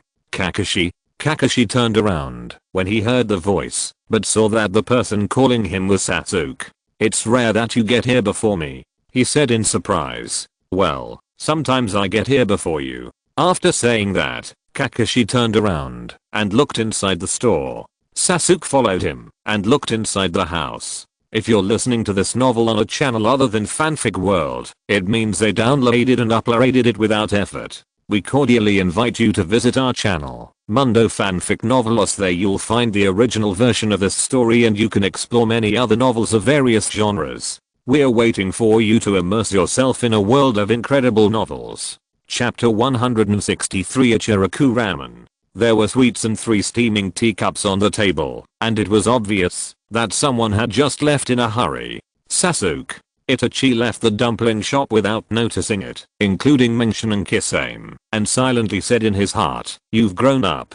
TSK, I don't like natto and sweet things. Retracting his gaze, Sasuke said coldly to Kakashi and the others. Oh, so that's it. Kakashi looked at Hang and Asuma, and they nodded in understanding. Swish, swish. Under Sasuke's puzzled gaze, they quickly left and came to the bustling street of Konoha. After leaving the dumpling shop, the 3 walked to another street with shops. Hey, I didn't expect them to meet there, Mingshin said slowly, looking at the houses being repaired on the street. Why do I feel like you're not worried about being discovered by them? Kisame asked him curiously, still so calm. It's not that I'm calm, I just don't think there's any need to worry about this. Mingshin retracted his gaze towards the street and said to the two, Kakashi and the others are not the kind of people who would accuse others without knowing right or wrong. Yeah. Itachi closed his eyes. Indeed, they are not that kind of people. Brother Itachi, can I ask you something? Mingshin asked him on a whim. What is it? The 2 lines on your face extending down from the side of your nose, they shouldn't be nasolabial lines, right? Mingshin looked at his face hidden under the bamboo hat and pondered. Nasal lines? Kisame's train of thought was a little confused, and he thought this kid would ask about some secrets of the organization. No. Itachi shook his head and explained, my hair is teardrop shaped, and I look a bit like my father. Huh. While they were talking, they passed by the door of a store, and Mengchen was attracted by a voice inside. He secretly felt familiar. This is too strange. What should I do? Mingchen was sure now, and sighed. Why do I run into that guy everywhere? That guy? Kisame looked at Mingchen curiously, and looked up at the name of the store with his eyes. Ichiraku Ramen. The store opened by hand. It's still here. Itachi suddenly said something without context. Mingchen heard it, looked at Itachi thoughtfully, and then said to them, I met an acquaintance, and talked to him about something. You go first. Yeah. Itachi nodded and said to him, it's about time for us to leave Konoha, so let's say goodbye. Hey, it seems that the information you need has not been collected yet. Is it inappropriate to retreat like this? Mingchen asked carefully. Don't worry about it, it's our business. Kisame grinned and said goodbye. Goodbye, kid. Okay, you walk along this stream, and you'll soon see a small gate at the end that will lead you out of Konoha village. After pointing out the path for them, Mingchen also nodded and said goodbye to the two of them. We'll meet again if we are lucky. Yeah. Watching Itachi and Kisame leave, the wind chimes tied to their hats made a pleasant metallic clanging sound as the breeze blew. Then, Mingchen retracted his gaze and turned his head to himself. It's time to go check on that guy. He's the one in the ramen restaurant, right? Kisame suddenly said to Itachi. Yeah. Itachi looked ahead and responded. That's easy. After you get out, find a chance to take action. Okay. Mingchen walked into the store and found that the yellow-haired guy had stripped off his entire body, leaving only his underpants, and was desperately searching for something. Hey? He was heard yelling and screaming. This is absolutely too weird. He kept shaking the pants he had taken off, trying to shake them out. Keep your voice down, it's so noisy. Mingchen walked in and scolded the yellow-haired man unhappily. He turned around and saw that the person who spoke was Mingchen. Help me find it. What are you looking for? Ichiraku's free coupons. Huh. Mingchen heard this and looked at the boss with his hand in surprise. Boss, when did you sell this kind of coupons? Hey, this is because I want to celebrate our Konoha's successful repelling of the invasion of the enemy village ninja, so I issued a limited number of special free coupons as rewards. The hand scratched the back of his head and explained to him with a smile. Mingchen responded to shout out cheerfully, but he secretly complained in his heart. I think you secretly gave it to this guy through the back door. Sorry, Naruto, if I don't find the free coupon, I can't give you ramen. Seeing that he had been struggling for a long time, Shouda directly persuaded Naruto. Wait a moment. Naruto hurriedly begged Shouda. I'm sure there is another one. He was unwilling to give up and searched for clothes again. Hey, is the one I gave Konohamaru the last one? He began to doubt himself. TSK. Mingchen noticed that there seemed to be passers-by outside who were attracted by the guy's screams. He hurried to Naruto's side. Forget it if you can't find it. Put on your clothes quickly. At most this ramen is on me. Hurry up. He slapped his clothes on him and urged the yellow-haired man to put on his clothes. Really? Naruto was delighted when he heard that, but then he shook his head and said, no, that's not good. I'd better find the ticket first. Mingchen was angry and amused when he saw this. Just when he was about to complain about him again, he suddenly saw something stuck in his forehead protector. What is that? Hey! He shouted at Naruto. What are you doing? The yellow-haired man looked at him in confusion. Don't move. Mingchen did not explain to him, but just reached out and searched his forehead protector. Swish, he got out a small piece of paper. Hey! Naruto cheered in surprise. It's a free ticket for Ichiraku. Wow, I really found it. After taking the piece of paper handed by Mingchen and recycling it, he said, you guys sit down, I'll go prepare the noodles. Oh, it must be when I was doing morning exercises. In order not to lose the free ticket, I carefully hid it in the forehead protector. The yellow-haired man put on his clothes without blushing or beating his heart, and nodded. Ah. Mingchen sighed helplessly, despising him deeply. How bad is your memory? This guy hooked Mingshin's shoulder shamelessly. It's a good thing you helped me find it. He pulled him over to sit down and wait for ramen. Mingshin, why didn't I see Hotaru when I went out this morning? Naruto asked him. I was planning to go directly to your house to return her things, but you were not there. I had something to do in the morning and went out early, and she went back. Mingshin's face, which was still smiling bitterly, suddenly froze when he mentioned the girl. Gone back. Naruto didn't understand what he said for a moment. Where did Hotaru go? As soon as the funeral ended yesterday, in the evening, Hotaru was picked up by Tonbo's carriage and returned to catch Tsurugi Mountain. Mingshin picked up the chopsticks in the cylinder on the table and played with them heavily. Chapter 164 Jiraiya's Invitation. Why? Naruto couldn't understand. The funeral just ended. Why is Hotaru in such a hurry to leave? This is not something that can be explained in just a few words. Mingshin looked at Naruto with complicated eyes. He didn't want to explain too much to him, but just mentioned, maybe she will never come back to Konoha again. What? Not come back? Naruto found it a little difficult to understand. He tried to guess. Is it because of Kimimaro? It was rare for the yellow-haired man to have Hayek. Yeah. Mingshin nodded and did not hide it from him. She has always resented me in her heart. Looking sideways at the scenery outside the ramen restaurant, she can't forgive me for not being with them at the time, which led to Kimimaro's death. Hearing this, Naruto was speechless, lowered his head, and a hint of sadness appeared on his face. He felt some sympathy for Mingshin, and looked up at him. But Kimimaro's affairs should not be blamed entirely on you, Mingshin.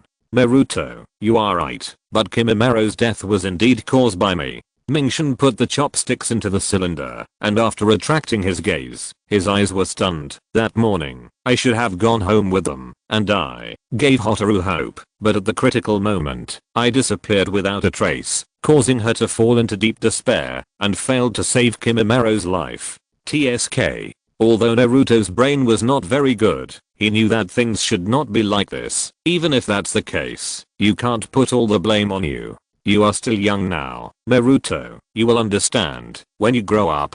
Mingshin said to him meaningfully. If I didn't put all these sins on me. Yao closed her eyes. She would have collapsed long ago.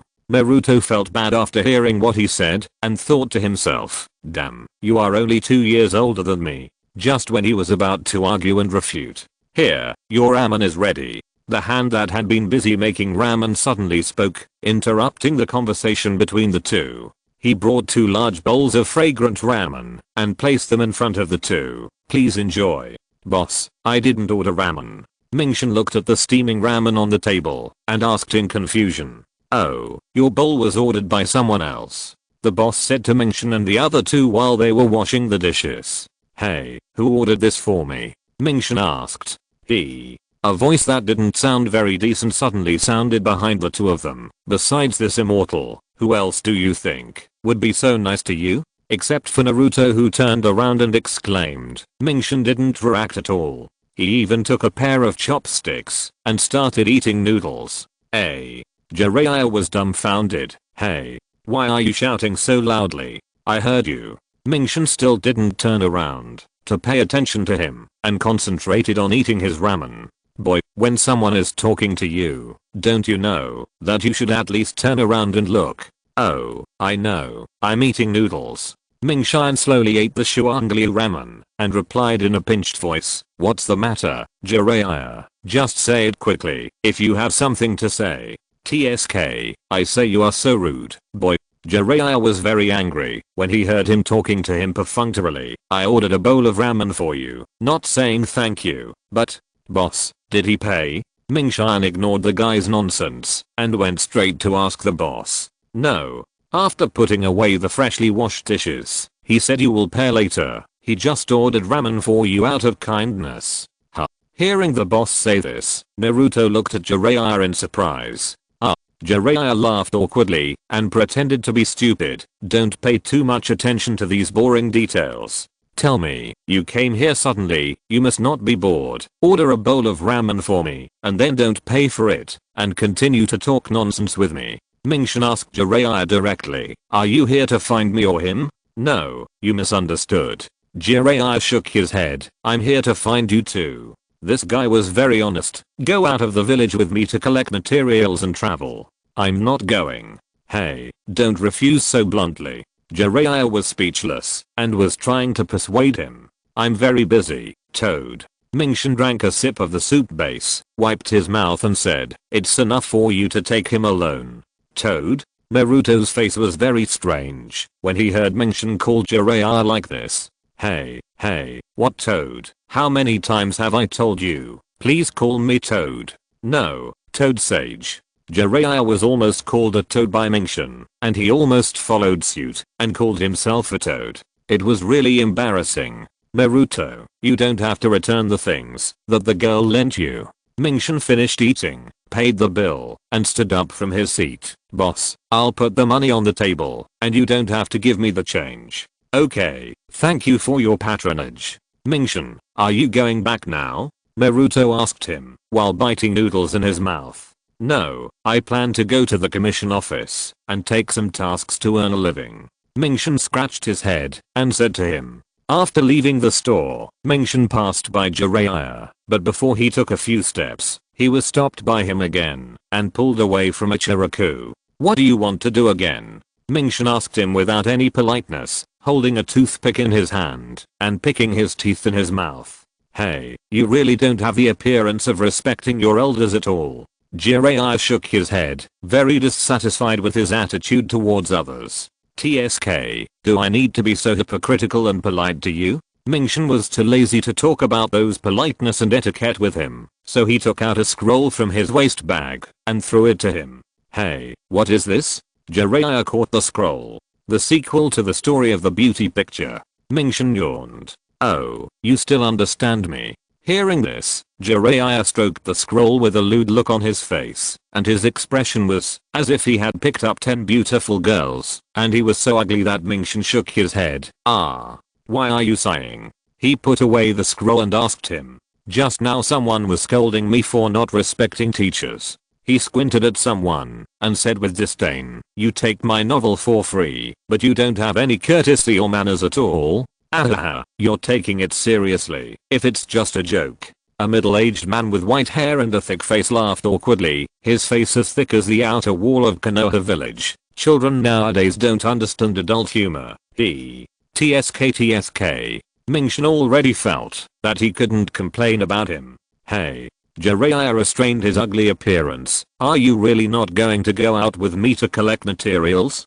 Come on. Mingshin didn't plan to continue to be vain with him, so he just said, don't you just want to find Tsunade? Chapter 165. Fooling the yellow hair. You guessed it, a long time ago. Jiraiya was not surprised. Everything can be put aside in Konoha now, but there is only one thing that must be dealt with immediately, that is, the succession of the 5th Hokage. Looking at him, he said in a low voice, you would rather go on a trip to collect materials than take over the position of Hokage. Mingshin pointed out sharply, it only takes a little thought to guess this. Now in the village, in terms of prestige and strength, there are almost no people who can match the 3 ninjas. Hey, sometimes, I really think how great it would be if Naruto was half as meticulous as you. Jiraiya sighed. If everything is like me, then it's not Naruto. Mingshin looked at him. It's because of your personality that you met and got to know each other, isn't it? Can you talk like a 14 or 15-year-old kid? Jiraiya was quite depressed. I've never seen anyone like. There are not many people as smart as me. Mingshin turned around and waved his hand. Let's go. Looking at Mingshin's receding back, Jiraiya muttered, TSK, I wanted to train and guide you more. It seems that it was in vain. There were 2 groups of people on the side of a remote river in Konoha, and they were in a stalemate. You are not from this village. What is your intention? And what are you doing in Konoha? Long time no see, Mr. Asuma, Miss Han. Hearing this, Han looked at the person who was speaking in a low voice opposite with a little surprise, and thought to herself, this voice, I seem to have heard it somewhere before. Since you know us, it means that you used to be a ninja in this village. Asuma asked him. The man did not answer, but stretched out a hand with blackmail polish, took off the brown hat with wind chimes on his head, and raised his eyes to show his true face. You are. Asuma and Han were both shocked. Looking at his blood-red eyes with 3 megatama, they couldn't help but whisper, absolutely right. He stretched out his other hand and unbuttoned his black coat with red clouds, half revealing a simple short-sleeved black coat underneath. Uchiha. Itachi. Are you acquaintances of Itachi? The companion standing beside him said. Then I will introduce myself. He also took off his hat. I'm a Shigeki Kisame, and we will know each other from now on. There is no future. Asuma's face was solemn. I will kill you now. Hey, Itachi, it seems that all the ninjas in this village, except that kid, hate you very much.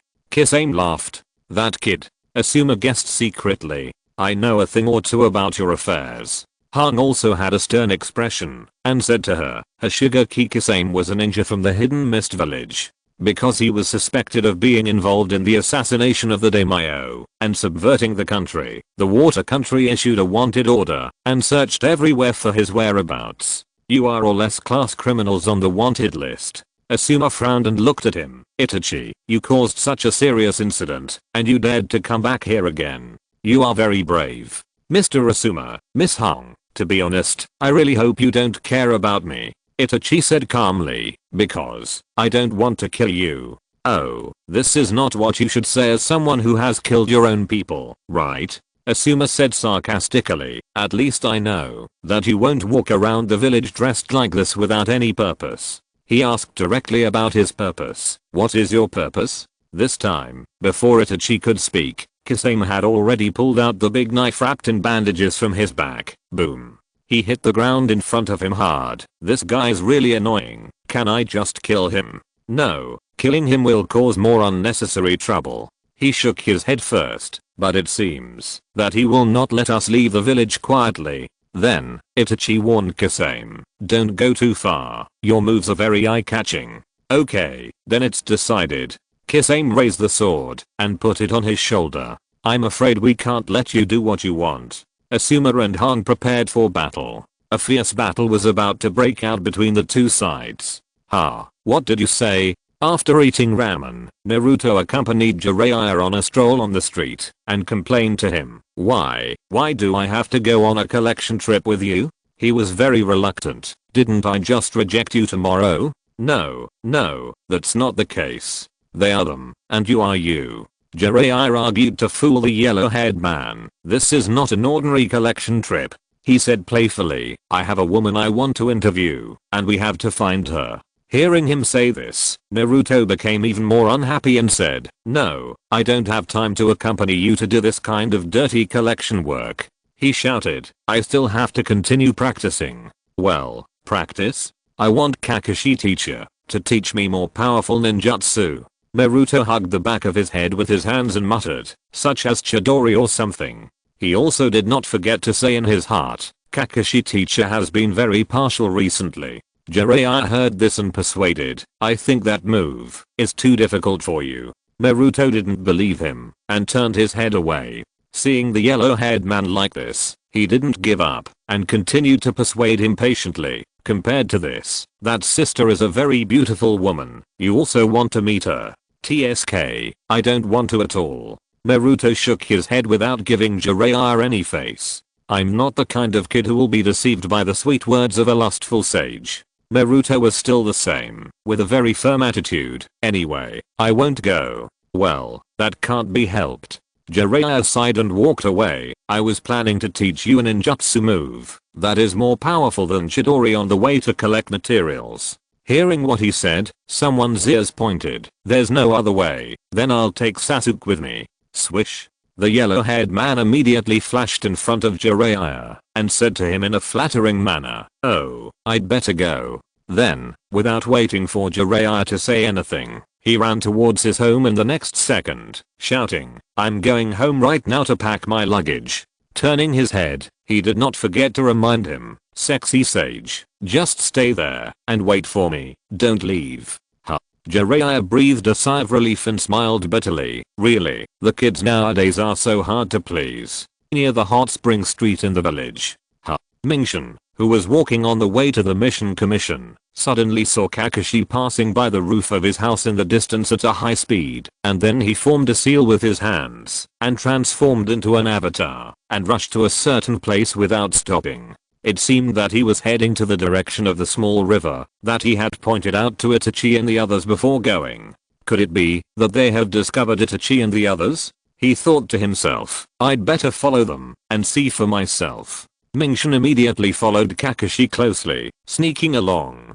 Chapter 166 The Proud Blue Beast. Whoosh, whoosh. Just as he was about to pass a corner of the hot spring street, he was affected by a sudden sound beside him. Ming-Shan? After hearing this voice, he subconsciously turned his head to see who it was, and said in surprise, Hey, Sasuke. Why are you here? Ming-Shan paused his pursuit. I came here to buy some things to bring back. Sasuke frowned and complained to him, TSK, Kakashi summoned me here, but he didn't say a few words and left again, saying that he had something to do. Well, Kakashi teacher, maybe there is something urgent to deal with. Ming-Shan pretended to analyze and speculate for him. Who knows? Sasuke was not very interested in knowing the reason, and asked him casually, why are you here too? I'm going to the store in front to buy something. Ming-Shan answered calmly. Oh. Sasuke nodded, and after asking a simple question, he walked past him. I'm leaving. See you later.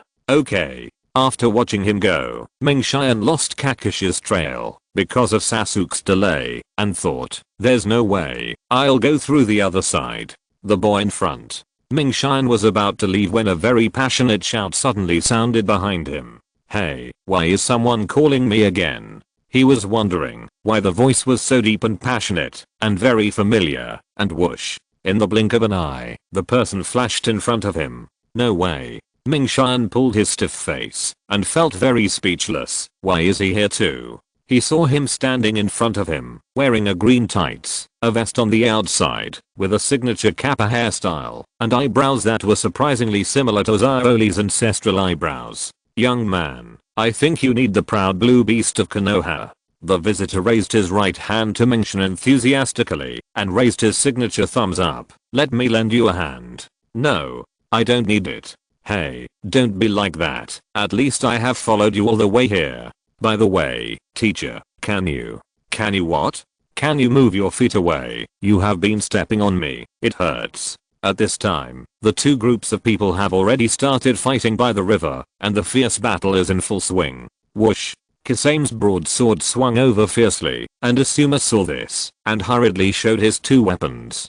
Ding. Asuma used his chakra knife to block Kisame's powerful attack in time. Han took the opportunity to step back, quickly formed seals with both hands, and when his palms closed, the ends of his hair moved without wind. This is, Itachi judged, illusion. His pupils dilated slightly, and Han was completely distorted and invisible in his field of vision at a speed visible to the naked eye. On the other side, he suppressed me with just the tip of the knife. What a great strength. Asuma was shocked, and he tried to support himself. Oh, my big knife Samehada.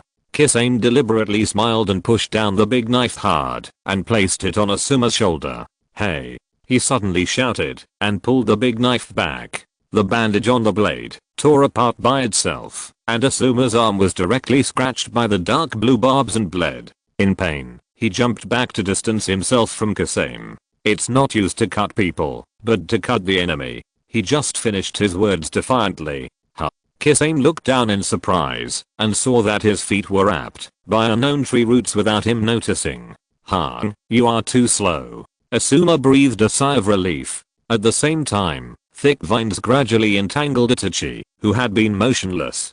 He looked up, and saw Han suddenly emerging from the tree with a sharp kunai in her hand, announcing, this is over. However, in the next second,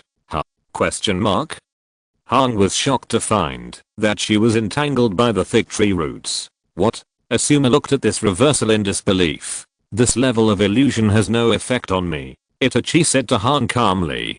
Could this be? Han was shocked. Illusion rebound? Without hesitation, she immediately closed her eyes and bit her lips hard, using the pain to quickly wake herself up.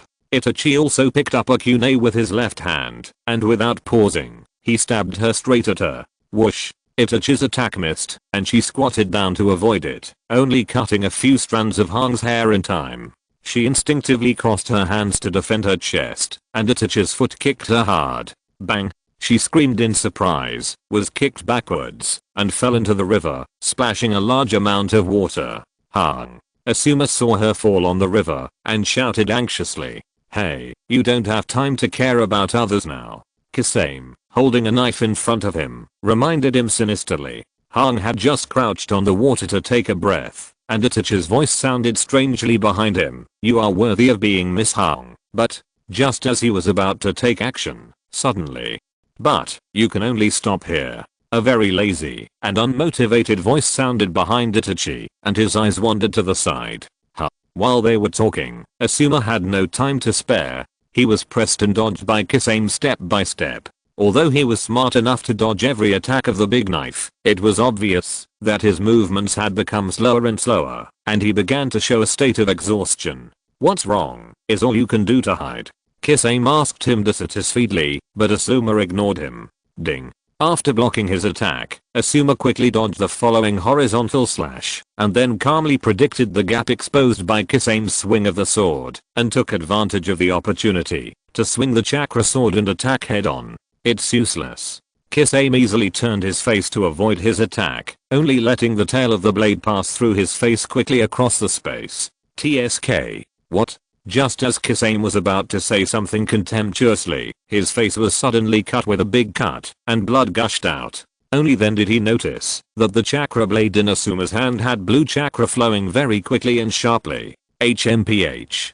Kisame put the sword aside and quickly formed seals with both hands. Water style, water same bullet technique. On the edge of the stream, two water columns condensed into shark shapes suddenly rose up and gushed out. Wow. Wow. They collided violently with each other, splashing water everywhere. Kakashi stood beside Asuma without knowing when. "TSK, the same jutsu as mine." Kisame looked across. "Why did you come here too?" Asuma asked him. "Well, even though I asked you two to do it just now, I'm still a little worried, so I came here directly." Kakashi spoke the truth. Shadow clone. Han looked behind himself, and then glanced at Asuma. "Hatake, Kakashi." Itachi turned around and looked at Kakashi, who had opened his blood red three Magatama single eye. Chapter 167 Bloodline Limit Sharingan. Itachi's eyes are still the same as before. Kakashi thought to himself, that being said, he is a true descendant of the Uchiha clan, the heir of the Sharingan, and must first assume the worst case scenario. "It's really surprising. No wonder you can use the same ninjutsu as me." Kisame over there chuckled and said to him, "I didn't expect that. Besides Itachi, there are really other people who have that kind of eyes." Looking up and down carefully, "You should be the famous copy ninja of Konoha, Kakashi. The one who should be surprised is me." Kakashi said with a serious expression. "I found mentioned sitting with two suspicious guys in front of the dumpling shop. At that time, I wondered who it could be." The clone looked over with wondering eyes. "I didn't expect it to be Uchiha Itachi, and one of the 7 ninja swordsmen of the Hidden Mist Village, Hashigaki Kisame. I'm so disrespectful. I didn't expect that you even knew my name. I'm deeply honored." Kisame grinned. "The big sword in your hand is Samehada, right?" The clone said with one hand hidden behind his back. I heard that Zabuza fought with you." Kisame asked Kakashi casually. "Yeah, that's right."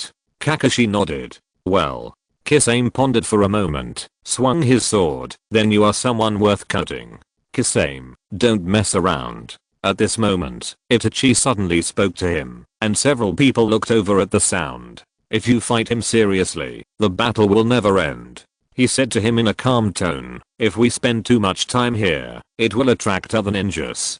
But, don't forget the purpose of our trip." Itachi reminded Kisame, "We didn't come here to get hurt. The mission assigned by the leader has not been completed yet." "Is that so? Then can you tell us the purpose of your coming here?" With a bang, Kakashi's clone who was confronting Kisame disappeared. "We were just ordered to come to Konoha to find something," Itachi said to Kakashi who was standing next to Han. "Looking for something?" Kakashi raised the kunai in his hand and asked him, "What are you looking for?" The ninja tool shone coldly under the direct sunlight. "I'm different from Kisame." Itachi did not answer his question, but said, I won't take too much time. He held 4 shuriken in one hand. Kakashi looked down and saw the shuriken and immediately jumped back and raised his hand to make a seal, water style, water array wall. He had just jumped back 1 step to the air and immediately there were water columns rushing up from all sides to attack him. Wow. Wow. A circular water wall rose up under his feet in time to block this super fast water attack. He performed ninjutsu so quickly. Kakashi was secretly surprised. I didn't see him making a seal at all. He was very alert in his heart. On the surface, he used the 4 shuriken in his right hand as bait, but in fact, he used water style to attack the soles of my feet. As expected of Mr. Kakashi, Itachi praised respectfully, your insight is very unusual. Puff. In an instant, he stabbed Kakashi's back with a kunai in his hand. Shadow clones. Han looked at the 2 Uchiha Itachis, one in front and one behind. The speed at which he launched ninjutsu is really too fast. He had to admit it. Wow. Kakashi's whole body suddenly turned into water and fell into the river. He actually used water clones. Kisame sneered. Huh. I didn't expect this copy ninja to master so many of our Kirigakure ninjutsu. Huh. Itachi suddenly saw a kunai swimming under his feet. Good job, Kakashi. Han grabbed a kunai from the water and was about to attack Itachi. Wow. Get down, Han. It was Kakashi who jumped out of the water and threw Han directly onto the river without saying anything.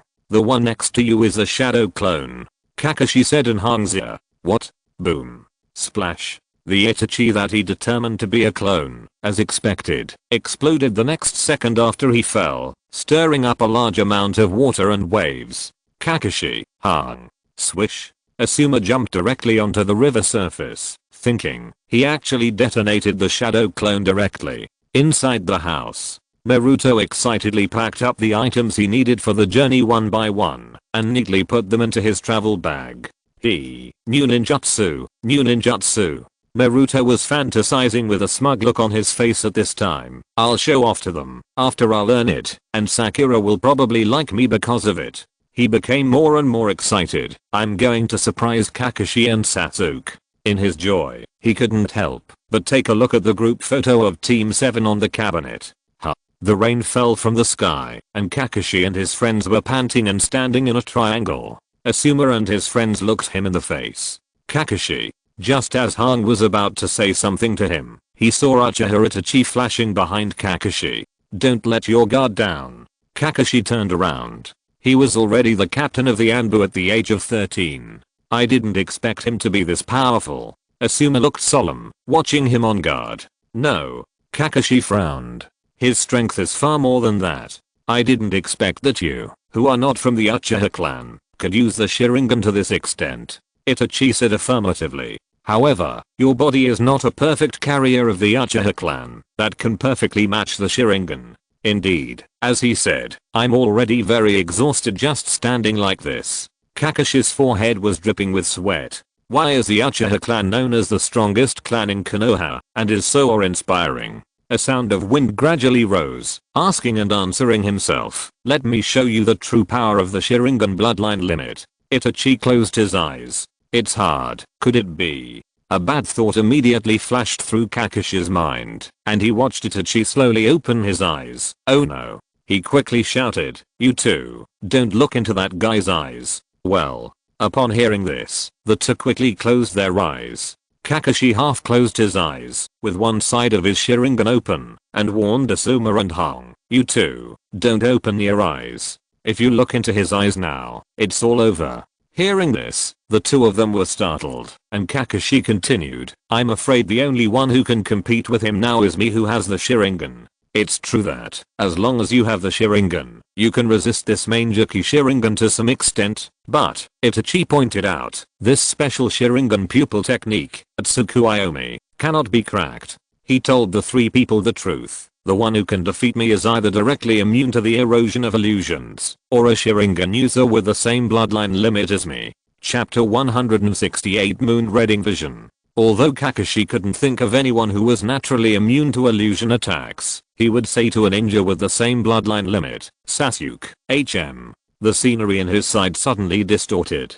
The clear blue sky that was originally visible at a glance was now red and black. Why am I? Kakashi looked at himself being tied to a cross wooden frame. The world around him, except for the blood red sky, turned black and white. I'm looking forward to it. How long can you last without the actual bloodline limit? Uchiha Itachi, who also turned black and white, stabbed Kakashi's body with a narrow ninja sword in his hand and pulled it out after stirring it a few times. Ah! After a scream of pain, Kakashi opened his eyes and woke up. He looked down and found that the stab wound on his body had disappeared. Is that an illusion? In the world of Tsukuyomi, Itachi stabbed while listening to Kakashi's screams. No matter it is space, time, or surface quality, it is all under my control. Ah. For the next 72 hours, I will keep cutting your body with a knife. Ah. Kakashi tried his best to open his eyes, then close them again. When he raised them again with difficulty, he suddenly saw a group of identical people in front of him. That is, in the world of Tsukuyomi. While stabbing mechanically, he listened to the screams of another Kakashi. No matter it is space, time, or surface quality, it is all under my control. I need to calm down. Kakashi reminded himself repeatedly, this is just his illusion. You'd better not think that this is just an illusion and underestimate this ninjutsu. Itachi said to him at the right time and stabbed him again. Ugh. Ah. This pain is not an illusion. His voice was still as calm as before. This pain is exactly the same as in reality. Ahem. Let's see how long your spirit can hold out. Itachi slowly cut the long knife into his body again, causing him to howl in pain. The next second the camera turned again. Although Kakashi was still tied to the cross and gasping for breath, there were already countless people like him around him. In the blink of an eye, the crosses around him were replaced by countless Itachis. Ahem. He looked up at Itachi standing quietly in front of him. There are still 71 hours, 59 minutes, and 59 seconds. Such a long time. Kakashi glanced at the Itachis who were pointing their long swords at him, and he was indescribably horrified. I have been tortured for such a long time, and it is only now over. Swish, swish, swish. Ugh. Wow. As Kakashi screamed, the blood red sky suddenly turned back to the blue sky in reality. Wow. He fell to his knees. What's wrong, Kakashi? Hearing the sound of water, Han asked him hurriedly, can't you open your eyes now? No. Kakashi gasped. Not yet. What happened? Asuma almost bit off the cigarette in his mouth, frowned and asked Kakashi, as soon as that guy finished speaking, you suddenly fell down. So 3 days in that world. Kakashi looked up at Itachi with extreme fatigue and thought to himself, in the real world, it's just a matter of a moment. He was thinking in doubt and uncertainty at the moment. Why didn't he take the opportunity to kill me? His eyes began to become dull. It would be easy if he had the idea. Swish. Kisame flashed to Itachi's side at this time. Hey, this guy is quite powerful. He was hit by that illusion, but his spirit has not completely collapsed. As he was talking, he suddenly turned to him and said, but, speaking of this, Itachi, if you use those eyes for a long time, won't it be very dangerous for you too? Itachi did not answer Kisame's question. His eyes were shaking slightly for no reason. What are you looking for? Kakashi asked him while panting. Is it Sasuke? No. Itachi stopped the inexplicable shaking on his face. We are looking for the legacy of the fourth Hokage. Han closed his eyes and was secretly surprised. What exactly do these two guys want to do? Coincidentally, at this moment, a breeze blew across the river, stirring Itachi's black hair. Is the real goal of coming to Konoha Naruto? Hearing him say this, Kakashi recalled what happened a few days ago. In Konoha village, on a balcony of a high-rise building. It's been a long time since we last met. Kakashi sighed to the white-haired middle-aged man beside him. You haven't been back to the village for a few years, right? Kakashi. Kakashi looked at him. Leave Naruto to me. Hearing him say this, Kakashi was stunned. The third Hokage has appointed you to take care of Naruto. This is indeed an acceptable decision. Looking at the streets in the village, he continued. However, the situation you will face next may become something that even you cannot fully handle. Master Jiraiya, what do you want to say? Kakashi knew that he would not say this for no reason. He looked at Kakashi with wondering eyes. Since Orochimaru fled Konoha, I have been monitoring him. After a slight pause, he said in a solemn tone, because I know that he will return to the village sooner or later, so I was only on guard against Orochimaru at the beginning. What's next? Kakashi listened quietly to the follow-up. That guy joined an organization. Organization? Kakashi asked him. What kind of organization is it? I don't know the specific details yet. Jiraiya told the truth, but what is certain is that this organization is called Akatsuki, consisting of 9 ninjas. It's not large in scale and hasn't made any big moves until recently. It only conducts some intelligent activities and occasionally accepts commissions. Isn't that a very common organization? Every country has similar organizations. The problem lies in the members of the organization. Jiraiya pointed out, those guys are almost all S-class criminals who are wanted by various villages and have serious problems. He also mentioned one person by the way, and among those members, there is also that Itachi. Kakashi frowned when he heard this, and Jiraiya retracted his gaze from a distance. The 9 of them gathered together. It's not to be volunteers, is it? He turned his head and looked at him and said, I should understand what I've said here. He turned his head back without saying a word and listened to Jiraiya continue to narrate. It's just that not long ago, Orochimaru suddenly left the organization for some unknown reason, and at the same time, the Akatsuki organization began to travel to various places in groups of 2 to collect various ninjutsu and other things. Chapter 169, Secret Discussion. Is there any evidence that the people that Akatsuki is collecting include the 9 tails? He asked Jiraiya out of the blue. I only think it's possible. Jiraiya's expression changed from the past, and he was very stern. After all, it is one of the demons with the strongest chakra. Kakashi, you can't take care of him forever. Jiraiya said to him bluntly. Naruto, that kid, will one day have to face the need to be careful about his background and identity at all times in order to survive. This is his fate that he can't escape. While thinking, Kakashi also looked at him quietly as he said this. You should focus on Sasuke now. Jiraiya discussed with him, and you must also teach him how to use the Sharingan. Naruto will be temporarily handed over to me for training and guidance. After listening to him, Kakashi leaned on the railing of the high platform silently, staring at the people who were repairing the house downstairs, and pondered. After putting away this recollection, Kakashi immediately asked the 2 of them directly, what do you want the 9 tails in Naruto's body for? Asuma and Han looked at him in surprise. TSK, this copy ninja guessed our purpose. Kisame whispered to Itachi. Kakashi continued, I know that the people who launched the action are not just you 2. He took a breath. What is Akatsuki's purpose? Akatsuki? Asuma blurted out doubtfully, and he had never heard Kakashi mention this. Itachi and Kisame were startled when they heard the words. TSK, how can this guy know so clearly? Kisame frowned and said to Itachi, with murderous intent flashing in his eyes, I'm afraid someone else is investigating us. Itachi whispered softly, pondered for a moment, and ordered, Kisame, take Kakashi away, and let the other 2 disappear quietly from this world. Swish. Kisame immediately swung his sword and rushed towards the 3 people, just as he was about to slash them horizontally. Wow. Konoha. A fierce blue figure rushed out from the water, stretching and kicking at an extremely amazing speed. Gorgeous cyclone. Bang. The distance between Kisame and them was opened by his fierce kick. Who are you? Kisame questioned the man. Konoha's proud blue beast, my guy. You really can run with me all the way. A seaweed-headed man followed closely and jumped out of the water, standing next to Kakashi and the others. He put his hands on his knees and panted, Teacher Gay, how much Zuanmei did you eat? You can swim so fast to them after running? Hey, young man, you can't stand it? Gay said with a nonchalant smile. It seems that you should pay more attention to strengthening your physical exercise in the future. He grinned at Mingshin and encouraged him to be more motivated and exercise more often.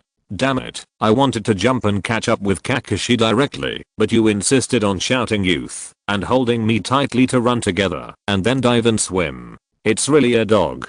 Mingshin complained to him in his heart. Gay, Mingshin. Han looked at the 2 of them, one in front and one behind to protect them. Splash. After seeing Gay and Menshin rushing over, Kakashi finally couldn't hold on any longer. With a plop, he fainted on the water. Kakashi. Hearing the voice, Hang and Asuma shouted anxiously. Kakashi teacher is fine, he just fainted. Menshin grabbed his arm and hooked it on his shoulder. Hang teacher, Asuma teacher, both of you open your eyes. But, Hang hesitated. When fighting with someone who has the Sharingan, just don't look him in the eye. Kay interrupted and said, just keep looking at the opponent's feet and use this to understand his movement patterns to deal with counterattacks. Hearing this, the two tried to open their eyes and look at the water surface quietly. Hang said to Kay, if you open your eyes like you said, you can indeed avoid it. But, Kay, it's a bit difficult for us to counterattack by staring at their feet like this. Asuma said, there is no other way. Now we can only let you try to get used to this way of action. Kay didn't have a better way to solve this problem. They could only rely on themselves to adapt. Hey, Teacher Gay, you are the only one who can take action by staring at someone's feet. Menshin smiled bitterly. He glanced at Kisame and said to Hang, Teacher Hang, please take Kakashi to the medical team. Gay looked at him in surprise. Aren't you affected by Uchiha Itachi Sharingan? Oh, I forgot to tell you, I'm immune to illusions.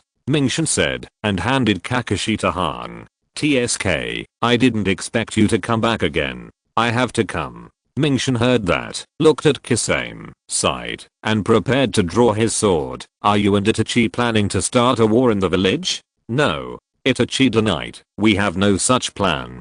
He stared at Menshin. We already know that Sasuke is safe in the village, so there is no need for Kisame and you to stay in Konoha and attract attention. He thought to himself, Danzo should have received the report of my whereabouts by now. Menshin, what is your relationship with them? Asuma heard their conversation, and although he didn't say it clearly, he frowned deeply, obviously wanting to know very much, and so did Hang. Ordinary friends. Menshin said calmly, I got to know them because of something. Friends? Kay turned his head to look at him, criticizing, you know they are all S-rank rebels. I know. Menshin interrupted his blame before Kay finished speaking, but I don't want to hide anything from you, Teacher Kay, about the friendship between them and me. Menshin, it's very dangerous for you to do this. Hang advised him. If the higher-ups want to question me, Menshin drew out his Kusanagi sword. I will still tell the truth. Boy, are you stupid? Hearing him say this, Kisame swung his sword and pointed it at Menshin. Even if you say that, we still have to. Kisame, stop it. Itachi interrupted him at this time. Let's go. Why? The mission has not been completed yet. Besides, we are not coming to Konoha to start a war. Itachi looked at Menshin and the others. Although it's a pity to evacuate now, it's just a waste of time for us to stay here. Let's go back first. TSK, I know, Itachi.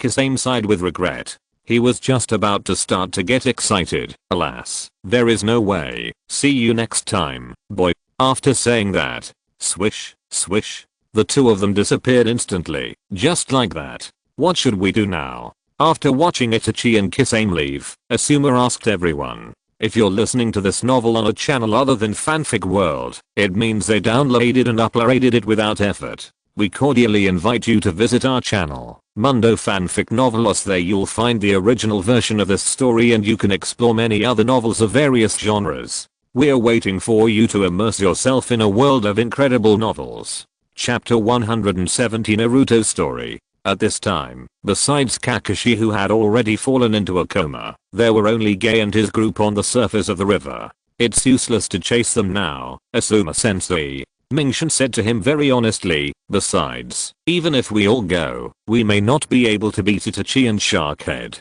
Who is Sharkhead? Kisame. Menshin. Gay looked at him at this moment, as if he wanted to say something but stopped. Gay-sensei, it's okay. Menshin seemed to have guessed what he was going to say. When you report the situation to the higher-ups, by the way, tell them about me and them. No. Hang shook her head firmly and blamed him. Are you crazy, Menshin? Hang. Asuma looked at her puzzled. If the people above knew that you had contacted them without permission and became so-called friends. Hang frowned and expressed his concerns. You might be. Teacher Hang. Mingshin calmly put away the Kusanagi sword. Even if I don't say it now, I will still be suspected if they find out later. He knew very well that in such matters, the more he tried to cover up, the more he would be suspected. Besides, I have only met them a few times and we don't have a deep friendship. Even if they are the top leaders. TSK, don't say it. Asuma suddenly sighed. Teacher Asuma. Mingshin and Han looked over after hearing this, not knowing what he was going to say. He spat out the cigarette that had been bitten to pieces, and then took out a new cigarette from his trouser pocket, lit it, took a deep puff, and said solemnly, after exhaling the smoke, let's settle Kakashi first, and then report to the higher-ups, that Itachi had been in the village. As for tomorrow's matter, let's tell the truth. Asuma. Before tomorrow, we will be walking with them openly. Even if we don't mention it, there is no way to completely hide it. Yeah. He nodded in agreement. After you arrange for Kakashi, I will go to the Hokage building with you. Okay, that's the only way. Swish, swish. Just as the few people had just finished discussing, many fully armed ANBU members suddenly appeared around them and surrounded them. HMM. Han glanced around. What's going on? Don't worry. Kay looked at them and said, this is the reinforcement I arranged before I came. Mingshin? Hey, that voice is. Mingshin followed the voice and turned to the back. He looked at the purple-haired ninja wearing a mask standing beside him and asked, is it Sister Xian? Hearing this, the person reached out and took off the mask. At this moment, in a passage under the Yanine village, at the end, in the gap of a door, a dim candlelight flickered from time to time, and a thread of light leaked out from it. Tap, tap. A handsome short-haired young man, holding a bowl of extremely smelly soup on a tray in his hand, slowly approached the door, and after standing still, he knocked on the door with his knuckles in a very rhythmic manner. Who? A hoarse voice came from inside. It's me, Lord Orochimaru. Oh, is that Erashi? Come in. Excuse me. The visitor said politely, pushed the door open, and walked in. He could see Kabuto adjusting medical equipment for Orochimaru, as if he was preparing something. After he silently placed the medicine on the table next to Orochimaru, he nodded slightly and left, closing the door and leaving. Kabuto, are you ready? From time to time, sweat dripped down from Orochimaru's forehead to the ground. I'll be ready soon, Lord Orochimaru. Kabuto wiped the sweat off his face and said, I didn't expect that Akatsuki was so well informed. The third Hokage had just died a few days ago, and they sent that guy back to the village. Orochimaru raised his bandaged hand with difficulty, picked up the medicine, and drank it slowly. He didn't care about the taste at all. People from that organization have always been like this. Kabuto paused his work for a moment, pushed up his glasses, and discussed with him. After this period of hype has passed, that matter, you can handle it. After Orochimaru finished drinking the medicine, he threw the bowl on the table and interrupted him. I just want the result. Okay, I understand. At the main entrance of Konoha, Gangziti looked at the old and the young in front of him. The younger one, after fixing his shoelaces, stood up and retied the forehead protector on his head. Okay. Just when he was about to put in the effort to carry the oversized travel bag on his back, he found that he couldn't move at all, but he still kept yelling, let's go. What the hell is going on? Gangziti rolled his eyes when he heard this and complained in his heart, there's no way we can go out with this thing on our back. Naruto, you are too motivated. He looked at the yellow-haired man who was so energetic and didn't know how to complain. This is not a training in the mountains. Let's go quickly, you lecherous immortal. The guy said nonchalantly, gritting his teeth and trying to carry his travel bag. Ping pong. On the streets, people were busy riveting and repairing their damaged houses. Sakura, come here. I'm coming. Sakura, who was busy at the door of her house, turned around and went back upstairs after hearing her mother's call. Take the box of Oji cakes on the table to Ino's family. The adults were busy in the kitchen, with their backs to Sakura who had just entered the house, and ordered. Ino's house. Sakura walked to the living room, packed up the things on the table, and picked them up. Are these all the ones on the table? Yeah, that's right. After Sakura's mother put away the dishes, she turned around and reminded her, don't play too long at their place. Come back early. Everyone is busy now. Got it. I'm going out. Sakura nodded and agreed, then left the house and walked straight to Ino's house. Just a few steps after running out of the house, Sakura blinked and thought, by the way, I'll send some to Sasuke later. She asked herself happily, I wonder if he likes sweet things? Well, I'll send some to Naruto later. He has a good appetite and can eat anything. After muttering a few words like this, her mind suddenly jumped to recall what happened that day. Teacher Kakashi, please teach me Chidori. Naruto pestered Kakashi, shouting that he wanted to learn his unique skill. Hey, you don't have lightning chakra at all, so you can't learn it. Although Kakashi was helpless and distressed in his heart, he had to perfunctorily answer him and said, I can teach you, but it's not so easy to learn. What? The yellow-haired man protested to him unconvinced. I can do it. I can do it. Jumping up and down, please teach me quickly. Sasuke and Sakura, who had been standing in the distance, watched Kakashi and the guy quarreling quietly. Chapter 171, Confrontation in the Reception Room. Sasuke, thank you so much. Sakura suddenly turned to thank Sasuke. It's also thanks to Sasuke that I was saved from the sand ninja this time. It's not me. Hearing her thanks, Sasuke suddenly said, huh. Sakura was very surprised and stood there in a daze. Sasuke ignored her reaction and just silently watched Naruto and Kakashi in the distance. Well, you practice on your hands first and try to concentrate the chakra in your palm. Kakashi pretended to instruct him with a lack of enthusiasm. Okay. The guy obeyed without any doubt. Not far from the two of them, there was a small puddle on the ground. With the help of the sunlight, Sasuke was reflected in it. He was looking at Naruto with complicated eyes and continued to speak to Sakura calmly. The person who saved you that time was indeed Naruto. Yeah. After hearing him say this again, Sakura subconsciously looked at Naruto, who was squatting on the ground in the distance, struggling to hold back his chakra, but her first reaction was still, Sasuke, you are here again, so humble. She smiled at Sasuke without much belief and said, Naruto is indeed much stronger now, but he can't defeat that I love. This is true.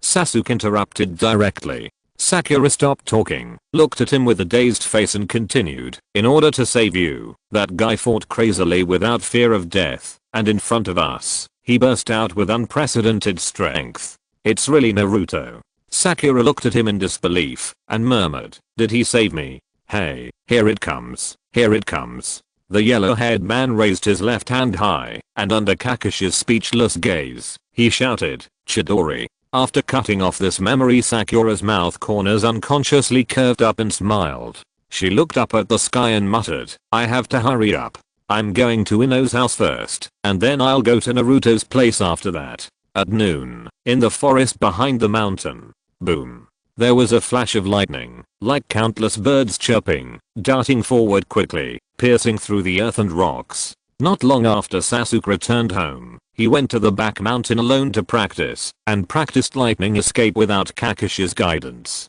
At this moment, although he was exhausted and panting, his eyes were somewhat gloomy, staring at the vortex pit that he had dug out, and he said in distress, I acted like a funny last place person that day, and I didn't accomplish anything. Sasuke recalled that, when the Chunin exam was disrupted, he chased Gaara and others alone, and fought hard to the end. Not only did he fail to defeat the enemy, but he was rescued by Naruto and his friends who caught up with him. Then, in the following time, he could only stand silently on the tree and watch the wonderful duels between him and the Sand Village. Naruto is getting stronger and stronger now. Compared with him, the blood-red 3 Magatama Sharingan of that man appeared in his mind. Sasuke growled and gritted his teeth unwillingly to seal and continue to practice the lightning release. In the reception room of the Hokage office building, there were many people in the room, including the two advisors Mitomenon and Utatane Koharu, as well as Asuma, Han, Kei, Mengshin, and Yugeo who came with him. This is roughly what happened. After the general report, Asuma took the cigarette, but from the corner of his mouth, held it between his fingers and directly extinguished it. After listening to their story, Menayan and Koharu both frowned deeply, looked at each other with their hands behind their backs for a long time. Ito. Menyan's voice was as cold as ice. He looked at him and asked, is the matter between you and Itachi really as Kei and the others heard? Yes. Mingshin nodded slightly and gave him a concise answer. Do you have anything else to add? Menyan asked him. No. Mingshin shook his head. I'm just friends with them. Humph, stupid. As a genin of Konoha, you actually did such a ridiculous thing as making friends with a rebel ninja. He scolded with great dissatisfaction. Do you know how bad the impact of your childish behavior will be on the village in the future? Lord Menyan, actually. Yugeo, who was standing next to Mingshin, saw that Menyan was so angry and was about to say a few good words for him. Yuzuki, you have been working in the ANBU for so long, haven't you even learned the most basic etiquette? Zyada-chan interrupted her directly and interrupted her defense. TSK. Although Mingshin was very annoyed by the attitude of the Konoha high-level officials, he did not want Xian to be implicated and criticized because of his own affairs, so he secretly suppressed the impulse in his heart. Darn, darn, darn. Come in. Menyan shouted to the outside with an expressionless face. The door of the reception room was creaked open from the outside, and a person walked in with crutches. Danzo? Zyada-chan looked at the unexpected visitor. Didn't you say you were going out to deal with something this morning? Zyada-chan asked in confusion. Why are you back here again? I was halfway through my journey when I suddenly received a report from my subordinates saying that they had discovered Itachi's infiltration into Konoha, so I hurried back. Danzo said slowly. What's the situation now? Unfortunately, we didn't stop them. Kei repeated the truth to Danzo. Let them escape successfully. TSK, such a big thing happened in the village. Why didn't Jiraiya take care of it? Danzo looked very bad and frowned. Although he was talking to Kei, everyone present could see that he was complaining to the two consultants. Jiraiya left the village. Menayan explained to him. He went to find Tsunade and prepared to let her succeed as the fifth Hokage. You really know how to choose the time to go out. Danzo said disdainfully. You are the same. You know how to choose the time to appear. Suddenly, someone beside him said this. Hearing this, several Jonin looked at Mingshin, who said this in surprise, wondering why he wanted to contradict Danzo like this. Humph. After hearing this, Danzo did not get angry and scold him, but turned his head and looked at Mingshin expressionlessly, saying in a cold tone, Ito, you have no right to speak here. He stared coldly. We are talking about something. You are just a genin. Why are you butting in? Oh, that's strange. I didn't tell you. Mingshin looked at him teasingly. Isn't it okay for me to talk to the air? His face was full of provocation and confusion. TSK, I don't seem to see any big shot appear. When Konoha was invaded, it seems that Jiraiya arrived at the front line in time and commanded and mobilized everyone to drive away the sound and sand ninjas. How strange. Danzo let Mingshin say this with no joy or anger on his face, making it impossible to tell his mood at the moment. But before he could say anything, others had already taken the lead. Mingshin, you are too presumptuous. Seeing him so carelessly contradicting Danzo, Han was very anxious and scolded. How can you say such rude words to Danzo-sama? Apologize to him now. Mingshin was unmoved by Han's rebuke. Instead, he wanted to say something else. Bang. Xian suddenly flashed in front of Mingshin, raised her hand and slapped him hard, then turned around and bowed respectfully to Danzo to apologize. I'm really sorry, this kid's relative just passed away recently, and his emotions have been unstable. I hope that Lord Danzo will not hold it against him. How could that be? Danzo heard this and suddenly grinned. He said with a sinister smile, I can understand this kid. After all, his teacher died not long ago, and his most important companion also died of illness. It's really pitiful. It seemed like he was pitying Mingshin, but when it reached everyone's ears, everyone could hear that he was. After hearing Danzo's words, that seemed to be sympathetic and lamenting the misfortune of Team 9, Mingshin subconsciously leaned forward, clenched his fists, and was about to take action, when Asuma and Kei suddenly appeared on his left and right sides. The two of them clamped his wrists tightly and whispered in his ear to persuade him. This is the Hokage building, and two consultants are still watching there. What do you want to do? Xian happened to stand in front of him, preventing the two consultants from seeing what was happening behind them. I didn't mean to do anything, Mingshin said helplessly to Kei and Asuma with a wry smile. Stop it, Mingshin. Hangaya walked behind Mingshin and persuaded him kindly. Your pupils are dilated and you don't mean to do anything. She put her hand on his shoulder. Don't be like this. Do you really want to clash with Danzo here? He was silent. Under the persuasion and protection of the teachers, the crazy look on Mingshen's face gradually faded. HMPH, I wonder how long you can endure it. Danzo looked at them and said silently in his heart, Asuma, gay, what are you doing around that kid? Zyada-chan asked. Nothing.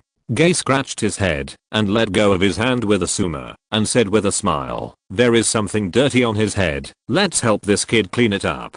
TSK. Menian heard him say such nonsense and he was too lazy to expose it. Forget it, we already know about Itachi, but about Mingshan. Dang. Menyan was just talking halfway when someone knocked on the door again, so he had to pause. Please come in. Excuse me. A heavy and resolute voice came from outside the door, and two people walked in. Zuanjian. Yes, Han? Menyan looked at the two of them. What are you doing here? Master Menyan, please look at this. Zuanjian was still the same, holding a senbon in his mouth. He took out a scroll from his arms and handed it to Mito Menyan. What is this? After reaching out to take it, he unfolded it and took a look. A letter from Kirigakure. What's going on? Zyada-chan asked him. Our people are in the northeastern sea area of the Land of Fire, and there is a large-scale friction with the Kirigakure. Although there has been no report of casualties from both sides for the time being, I'm afraid. Zuanjian paused when he said this. It's really worrying. Zyada-chan frowned. The third generation Hokage just died, and they popped up one after another, and the village is now in this situation. From the meaning of this letter, the Kirigakure wants us to send people over there to negotiate and resolve the matter. Menyan put away the scroll. That's right. Zuanjian nodded. Danzo walked up to them while they were talking, took the scroll from Menyan, glanced at it, and said, leave this matter to me. Danzo. The two advisors looked at him. Now that cousin is not here, foreign affairs. Danzo said casually, and was about to take on this diplomatic mission as a matter of course. No, I'll go there. A slightly deep voice suddenly sounded outside the door again. This time there was no knock on the door. The person opened the door and walked in. Mingshan and Asuma heard the voice, turned their heads in surprise and blurted out. Shikaku-senpai. Uncle Shikaku. Shikaku walked over amid the different calls from the crowd. He took the scroll from Danzo's hand and said to the two advisors, now that the Hokage has passed away, as the leader of the Jonin squad, I should share the burden and solve the problems for the village. His face was solemn and rare. I will go and talk to the Kumo ninjas about this foreign negotiation.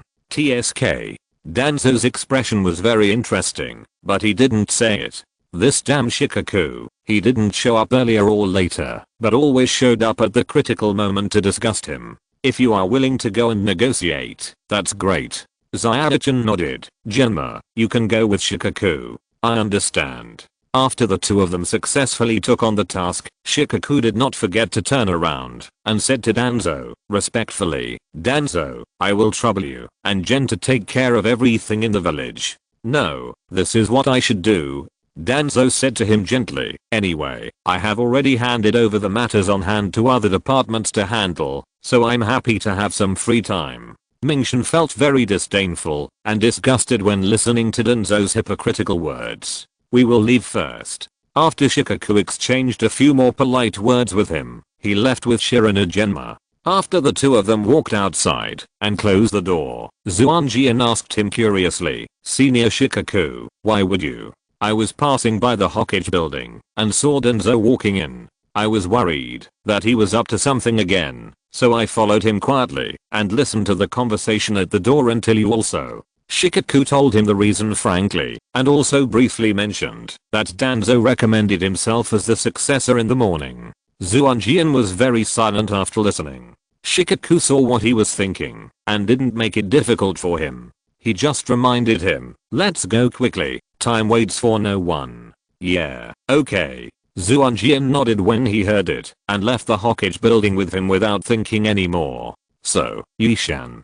After Shikaku and Zuanjian left, Menyan turned his gaze to look at him. Why are you here today? This morning, I received a message from the Northern Border team at the Mission Commission office, requesting additional personnel to patrol. Yishan said truthfully. Therefore, I want to apply to you to see who can go north with me to patrol. Is that so? Menyan lowered his head and thought about it secretly, then shook his head helplessly. Although I really want to arrange someone to act with you, there is a shortage of manpower everywhere in the village now. We have sent many senior ninjas to patrol, but it is still not enough. Thank you for the monthly ticket cast by Brother Mechanical vs God of War the day before yesterday. When I was updating chapter 170 yesterday, a serious mistake occurred. I wrote the wrong chapter title. I'm very sorry. I will try my best to ask the editor to help change and correct the chapter title next week. Chapter 172 Itachi's thoughts. Senior Yishan. Mingshan called out to his back. HMM.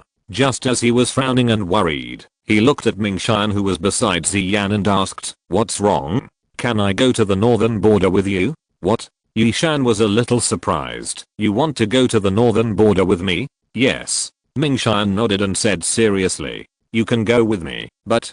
Yishan paused and said to him very seriously, "Don't think this is a fun and easy job. If nothing happened to us in the past, it would be just an easy SEAL level mission, but in fact, the situation over there is far from as simple as it seems on the surface, so we were sent north." Mingshan, or Orochimaru's plan to join forces with the Sand Ninja to invade Konoha has just ended a few days ago. Asuma said to him at the right time, "If you go to the border with Yishan at this time, I'm afraid." "I know, Teacher K." Mingshan shook his head to stop Asuma from saying the next thing. "Didn't the two consultants just say that there is a shortage of people everywhere in the village to maintain stability?" He looked at Mitomenon and Utatane Koharu. "I'm just a humble genin anyway. One more or one less won't make a difference." This. After listening to him, Yishan looked at the two consultants to ask for their opinions. "Since he is going, let Ito assist you and go north together." Menayan glanced at him. "Okay." Seeing that the consultants agreed, Yishan nodded in agreement. However, Menyan suddenly changed the subject and warned Mingshan in a very cold and stern manner, "You are patrolling in the north. If there is another incident like Itachi, I promise to complete the mission and never let such incidents happen again." Mingshan bowed to Menyan decisively. "That's the best, Itachi." Although Yishan had doubts in his heart, something seemed to have happened in the reception room before he and Zuan-Jan came, but he had no intention and didn't want to ask about it. Humph. Danzo looked at him with disgust, then turned his head to look out the window and said nothing. After that, everyone had a long negotiation, and Asuma and Mingshan said goodbye to the two advisors and left, and walked out of the Hokage building. The Itachi incident has finally come to an end. Although Hang said so, there was no relaxed expression on his face. Then Mingshan, Yishan, who came out with everyone, briefly explained to Mingshan, "The rendezvous time is set at around 1 PM, and we will gather at the gate." "Okay, I understand, Captain Yishan." After the two agreed, Yishan disappeared without a trace. Then, "Let's retreat too," Kei said to Hang and Asuma. "Let's go to Kakishi's house and see how he is doing." "Yeah, okay." Hang nodded and looked at Ziyan and Mingshan. "Ziyan, what about you?" "I want to talk to Mingshan alone." "Hang, you go first." Ziyan, who had not spoken since giving Mingshan a loud slap, said to everyone, "Okay." The three of them looked at Ziyan and Mingshan with complicated feelings, and after a few more words, they left. Ziyan waited until they all left before turning around and looking at him. "Just now. You were right to hit me just now." Mingshan said to Ziyan first. "I couldn't help it for a moment, and I deliberately wanted to cause trouble for Danzo." Mingshan, "Why is that?" "No reason. I always have an instinctive and inexplicable hatred for him." Mingshan raised his eyes and looked up at the window of the reception room in the Hokage building. Seeing this, Ziyan could only sigh slightly, and after hesitating for a long time, she still told him about that matter. "I decided to leave the ANBU." "Why?" This time it was his turn to ask. I can no longer fight. After a while, when the 5th Hokage takes over, I will apply for transfer." Ziyan closed her eyes helplessly and told him directly, taking off the mask on her head, "I plan to spend the rest of my life in the medical class." Mingshan looked at her speechlessly, and Ziyan also looked up and looked at him. I won't persuade you to give up the idea of leaving the ANBU. He knew that Xian had no intention and was tired of this kind of fighting and killing life. When I'm transferred in the future, I will take more time to visit you in the medical class, Sister Xian. Thank you for your understanding, Mingshan. Xian smiled indifferently. Mingshan didn't know whether it was a helpless bitter smile after she chose to escape, or a firm smile after she let go of the pain in her heart and made the decision to move forward. It didn't matter, because it would not change his respect for her as always. Xian put on the mask again. Whoosh. He left the spot in an instant. Okay, next. Mingshan immediately prepared to return to his house, and after hurriedly packing some things, he went to the gate to meet up with Yishan. At noon, on a high slope outside Konoha, Itachi and Kisame looked down at Jiraiya and Naruto, who passed by their feet. Although he is an opponent you can find a way to deal with, I may not be able to handle him. Kisame said to Itachi pessimistically, there is too big a difference in level between us. No, I'm about the same. Itachi shook his head and said honestly, if we really fight with him, I'm afraid both of us will be killed if we go together. He further pointed out the gap between them. Even if we are luckier, we can only fight him until both of us are injured. Even if we get more members to help, the result will not change. TSK, I didn't expect that the ones responsible for protecting Konoha's Jinchuriki would be the legendary 3 ninjas. Kisame looked at the two people's receding backs and frowned. If we have to fight this big man, he said very self-awarely, no matter the so-called Konoha Rachida or the Mist Ninja Swordsman 7, they will become nameless in front of him. Well, but Itachi didn't completely think so. No matter how strong a person is, he will eventually have fatal weaknesses. He slightly opened his eyes with a blood-red 3 Magatama Sharingan and stared quietly at the backs of the two people. Hey, you lecherous sage. The yellow-haired man walked backwards while yelling at him. What kind of ninjutsu are you going to teach me this time? Jiraiya closed his eyes speechlessly and refused to speak, allowing this guy to chatter in his ears. Last time you taught me the water walking technique. Will it be the heat walking technique this time? Naruto was talking nonsense to himself, or is it the air walking technique? He was naively thinking about it and getting more and more excited, pestering Jiraiya. Hey, tell me quickly, lecherous sage. TSK, you always yell at me, lecherous sage. Jiraiya finally couldn't help but stop when he reached a bridge and complained about him. Don't you know that I'm a very powerful person? Huh. The yellow-haired man didn't understand, but his first reaction was, is that the very powerful lecherous sage? Chapter 173 Firefly.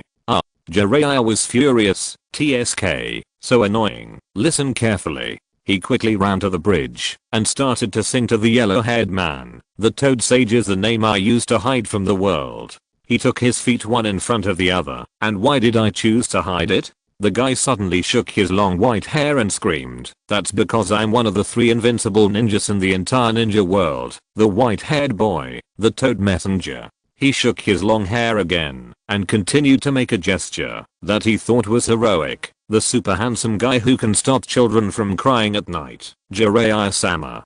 Click. He shouted in a deep voice, that's me. After listening to this, Naruto just looked at this guy indifferently. What I fear most is that the air suddenly becomes quiet. The yellow-haired man walked forward with his eyebrows lowered. When he passed by him, he suddenly shook his head and muttered in pain. You are already an old man, but you still call yourself a handsome guy. Sigh. Jiraiya froze there on the spot. His heart seemed to be pierced by a kunai, and it was bleeding fiercely. Under the scorching sun, on the streets of Konoha, it was clearly lunchtime, but it was still very busy. On the way back, when Mingshan passed the park, a sudden noise came into his ears, breaking this rhythmic atmosphere. He came back to his senses and looked at a corner of the park. He found that there were groups of children playing and having fun. Under the shade of the trees, the little kids were playing games happily, playing in the sand pile, playing hide and seek, carefree, and laughing happily. Some little guys were tired of playing, so they lay on the grass and fell asleep under the shade of the trees. Alas, there is no such thing as a peaceful life. It's just that someone is carrying the burden for you. Mingshan smiled calmly, looking at the ruins that had not been repaired yet. Hina, are you home safely now? he muttered unconsciously. Just after the funeral that day, Dunbury appeared as if from the sky and told him that he would take Hotaru back to catch Tsuragi Mountain. When he heard the news, he was stunned for a long time. It was not until she and Dunbury had packed their luggage and were about to leave Konoha that he reacted and rushed out. Mingshin tried to keep the girl, but unfortunately, she just kept a distance from him indifferently, always separating them by a few steps. "Girl, can you please stop calling me that?" She didn't look at him. "I don't know you well." "Okay, Hotaru." He reached out and took out a scroll from his suit. "There is a set of chakra armor I got when I was on a mission in the snow country. Take it back with you. It may be useful in the future." He handed the thing to Dunbury, who was standing beside Hotaru. "Tomorrow."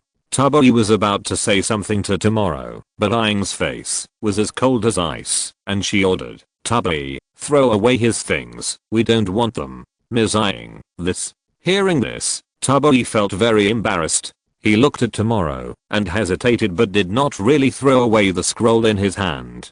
"Dunbury, it's okay." In order not to embarrass him, Tomorrow wanted to tell him that it was okay to just throw it away and let him listen to the girl, but he didn't expect it. "If you don't want to throw it away, I will." Aang grabbed the scroll by herself and slapped it hard on his face. "Ms. Aang, you." Dunbury looked at her in disbelief and wanted to speak while his lips moved. "Dunbury, it's okay." Tomorrow said to him calmly. "Aang is in a bad mood now." He bent down and picked up the scroll from the ground. "Let's go, Dunbury." Aang slightly opened her empty eyes, ignored Tomorrow, passed by him, and walked towards her own carriage standing quietly outside the gate of Konoha. "But it's so late now, Miss Hotaru." Dunbury looked up at the sky and persuaded her, "Let's rest in the village for the night first. We will still have time to go back tomorrow morning." "I don't want to." Hotaru rejected Dunbury's suggestion indifferently. "I don't want to stay in this place for a moment longer."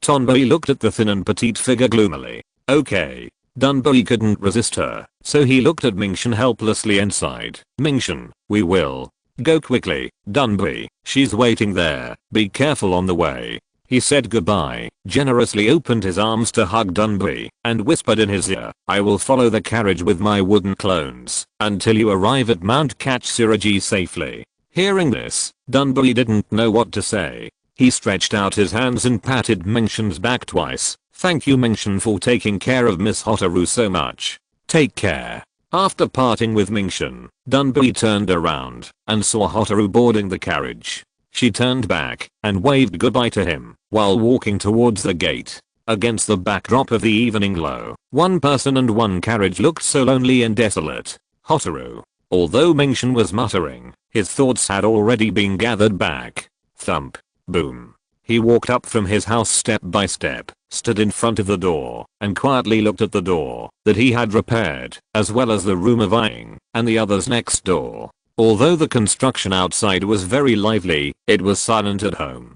Following the road he had walked countless times, Mingshin opened the door of his house. The house was empty, with only the summer breeze blowing in his face. He wanted to reminisce about the past with Kimimaro, but found that he could not find it back, as if he had never appeared. Forget it, take some ration pills, and go to the gathering. Mingshin stopped the sadness of the changes in the world and hurried in.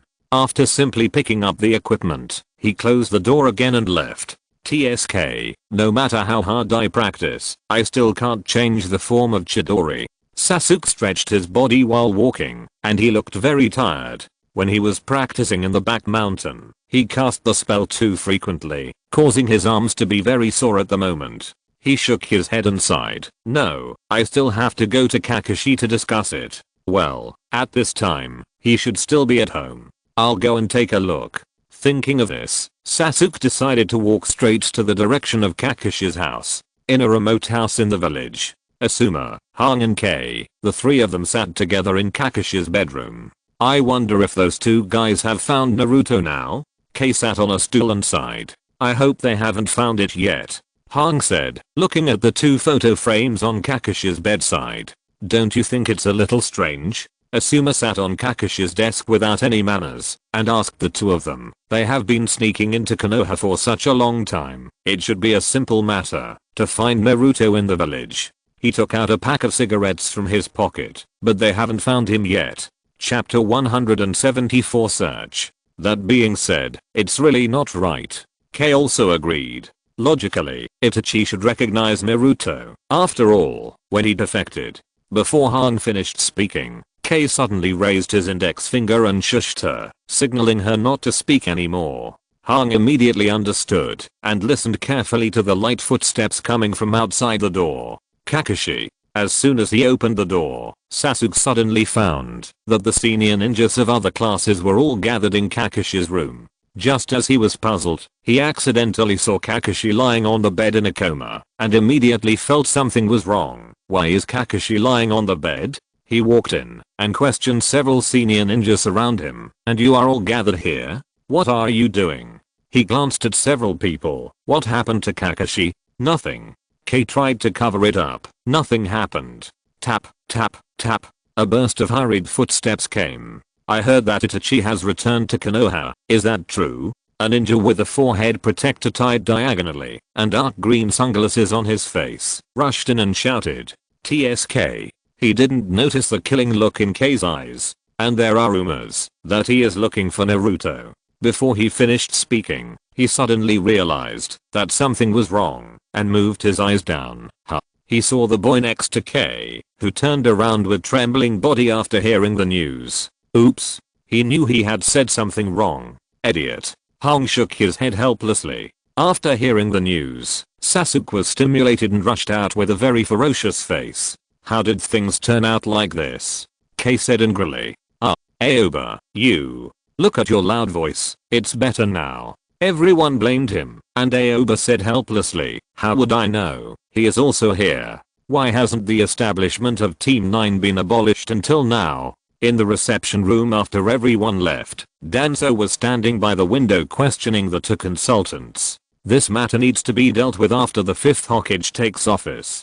Koharu said. Ito will openly collude with Uchiha Itachi tomorrow, so he should be detained and tortured. Why did you just let him go and send him out on patrol? Danzo was very dissatisfied. He turned his head and looked at the two of them. Danzo, are you worried that Itachi will tell Ito the secret of the past? Menyan said this without being polite to him, and then shook his head and denied it. He won't tell it. Humph, who can guarantee that such a thing will never happen? If you want to do it according to my opinion, kill Ito? Koharu frowned. I disagree. Why? After all, the wood release ability he showed when Nesuga invaded the village has been proven to be comparable to the first Hokage. As long as he is given enough time to grow. What's the use of a disobedient dog, no matter how powerful his ability is? Danzo sneered repeatedly, which made the two consultants frown. Menan, Zyana-chan, isn't the bloodline of the Uchiha clan strong? Danzo reminded the two. After hearing what Danzo said, the two were silent for a long time before speaking. It was just an accident. Accident? Danzo heard it with disdain. If we hadn't taken that kind of measure decisively at that time, would you and I still be in the reception room now, chatting leisurely? After hearing this, the two were silent for a long time again. Ito's wood release is indeed not comparable to Yamato's half-finished product. Danzo also admitted, but he is a refugee from Kirigakure after all, and he is not a native of our Konoha village. He took 2 steps forward and continued to persuade. I still say that, while he is still underdeveloped, we should strangle him in the cradle as soon as possible. Well, regarding his problem, I think we should wait until the 5th Hokage takes over before making a decision. Menyan took a step back and said, after all, he is the only ninja who can perform Ashirama's would release forbidden technique after the first Hokage. Moreover, Ito has not shown any signs of rebelling against Konoha so far. Zyana-chan echoed Menyan's statement at the right time. This matter still needs to be considered in the long run. TSK. Danzo was very annoyed when he heard Menyan and Zyana-chan say this. He knew that these two old guys were still reluctant to kill the kid. Although he did not show it on his face, he was full of gloom and left in a hurry. Swish. That guy actually came back to this village, and he's targeting Naruto. Sasuke thought quickly in his mind as he rushed to the yellow-haired man's house. What's going on? Whoosh. In a moment, Sasuke arrived downstairs of Naruto's house and jumped directly, leaping onto his balcony in just a few steps. He ran quickly, not even bothering to knock, and opened the door directly, but unexpectedly. Hey. A girl with beautiful pink hair stumbled out of the door and almost fell to the ground. Sakura. Sasuke. Where's Naruto? Sasuke asked her anxiously. I just came here too. Sakura explained to him. I was going to bring some reed cakes to Naruto, but I didn't know. Whoosh. Sasuke didn't have the patience to listen to her and hurriedly left Naruto's house. If Naruto is caught by that guy, he will be dead. Sasuke was anxious while running wildly. He jumped and hopped around, trying to recall the places that the yellow-haired man could go to on a daily basis. Swish. Kai. After spending a moment, Sasuke ran to the door of a Kirigakure ramen restaurant. Based on his understanding of the man's daily living habits, he gritted his teeth and said to himself, I will never let him succeed. As soon as he walked in, he greeted the boss head on. Uncle, Naruto should have been here today. Huh. Hearing this, he looked at him in confusion.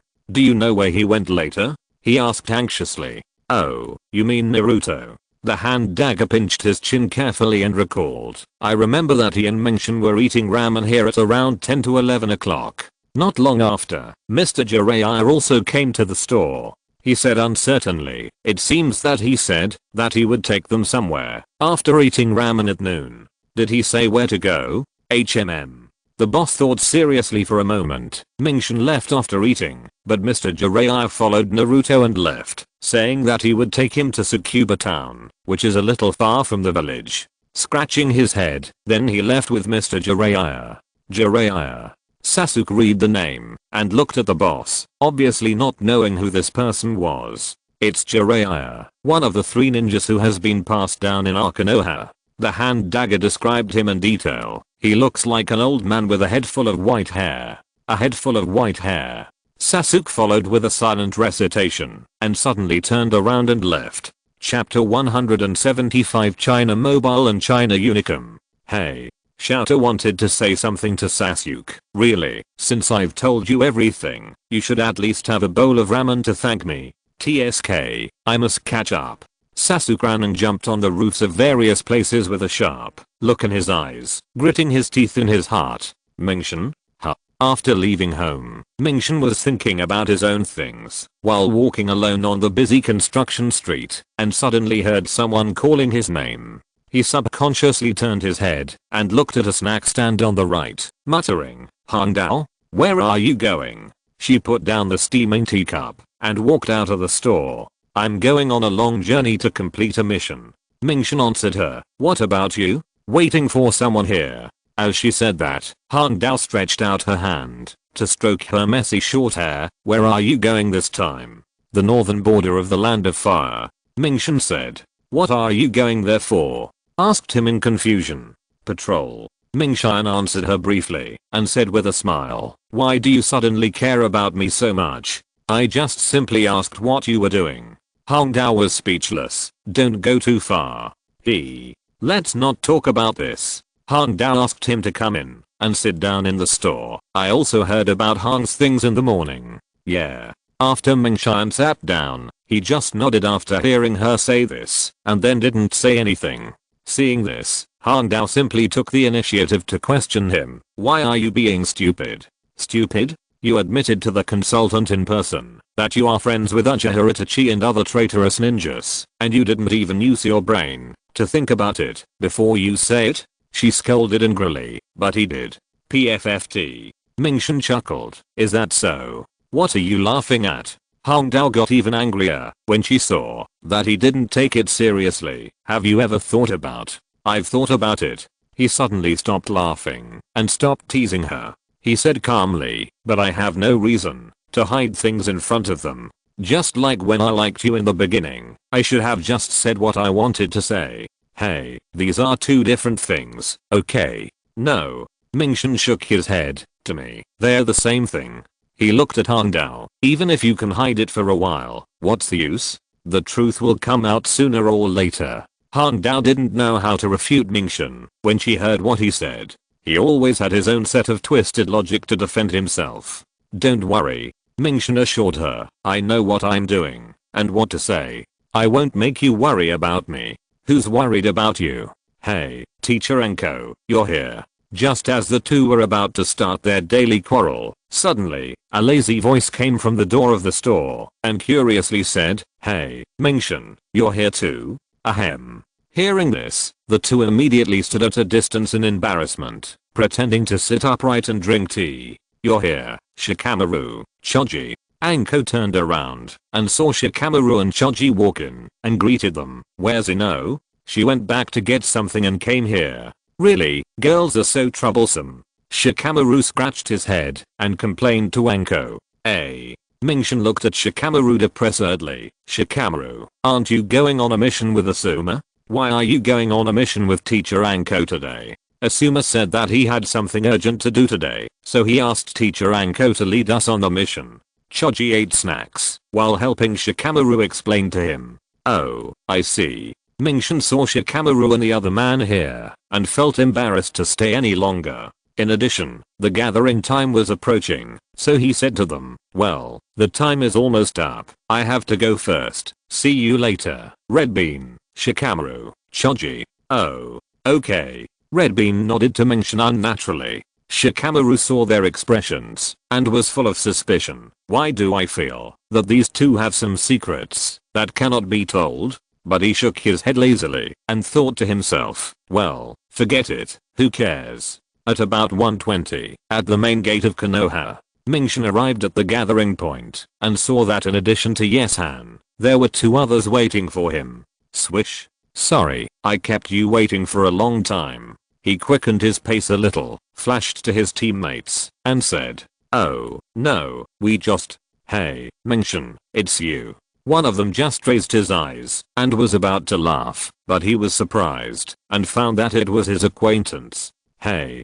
Mingshin also saw clearly who was speaking after he got closer. "Grandpa Guji, why are you here? I invited him." Yishan came over, looked around at the team members, and said, "Well, the members of the team heading north this time are finally all here. After introducing ourselves to each other, we will have a meeting and set off." "Hey, okay." Another new and unfamiliar member responded excitedly. "We have been stuck in the village on boring patrols these days. We can finally go out. We will definitely cooperate in carrying out the mission, Captain Bayan." "Hey." Mingshin looked at the man in surprise and muttered in his heart, "Patrolling the northern border must be a tough job. Why do you make it sound like we are going to travel? Let me go first." Yishan coughed dryly. "My name is Bayan Yishan, and I'm the team leader in charge of this northern patrol. Please give me your guidance. My name is Tikuno. Please take care of me." The tall and slightly fat stranger introduced himself after Yishan finished speaking.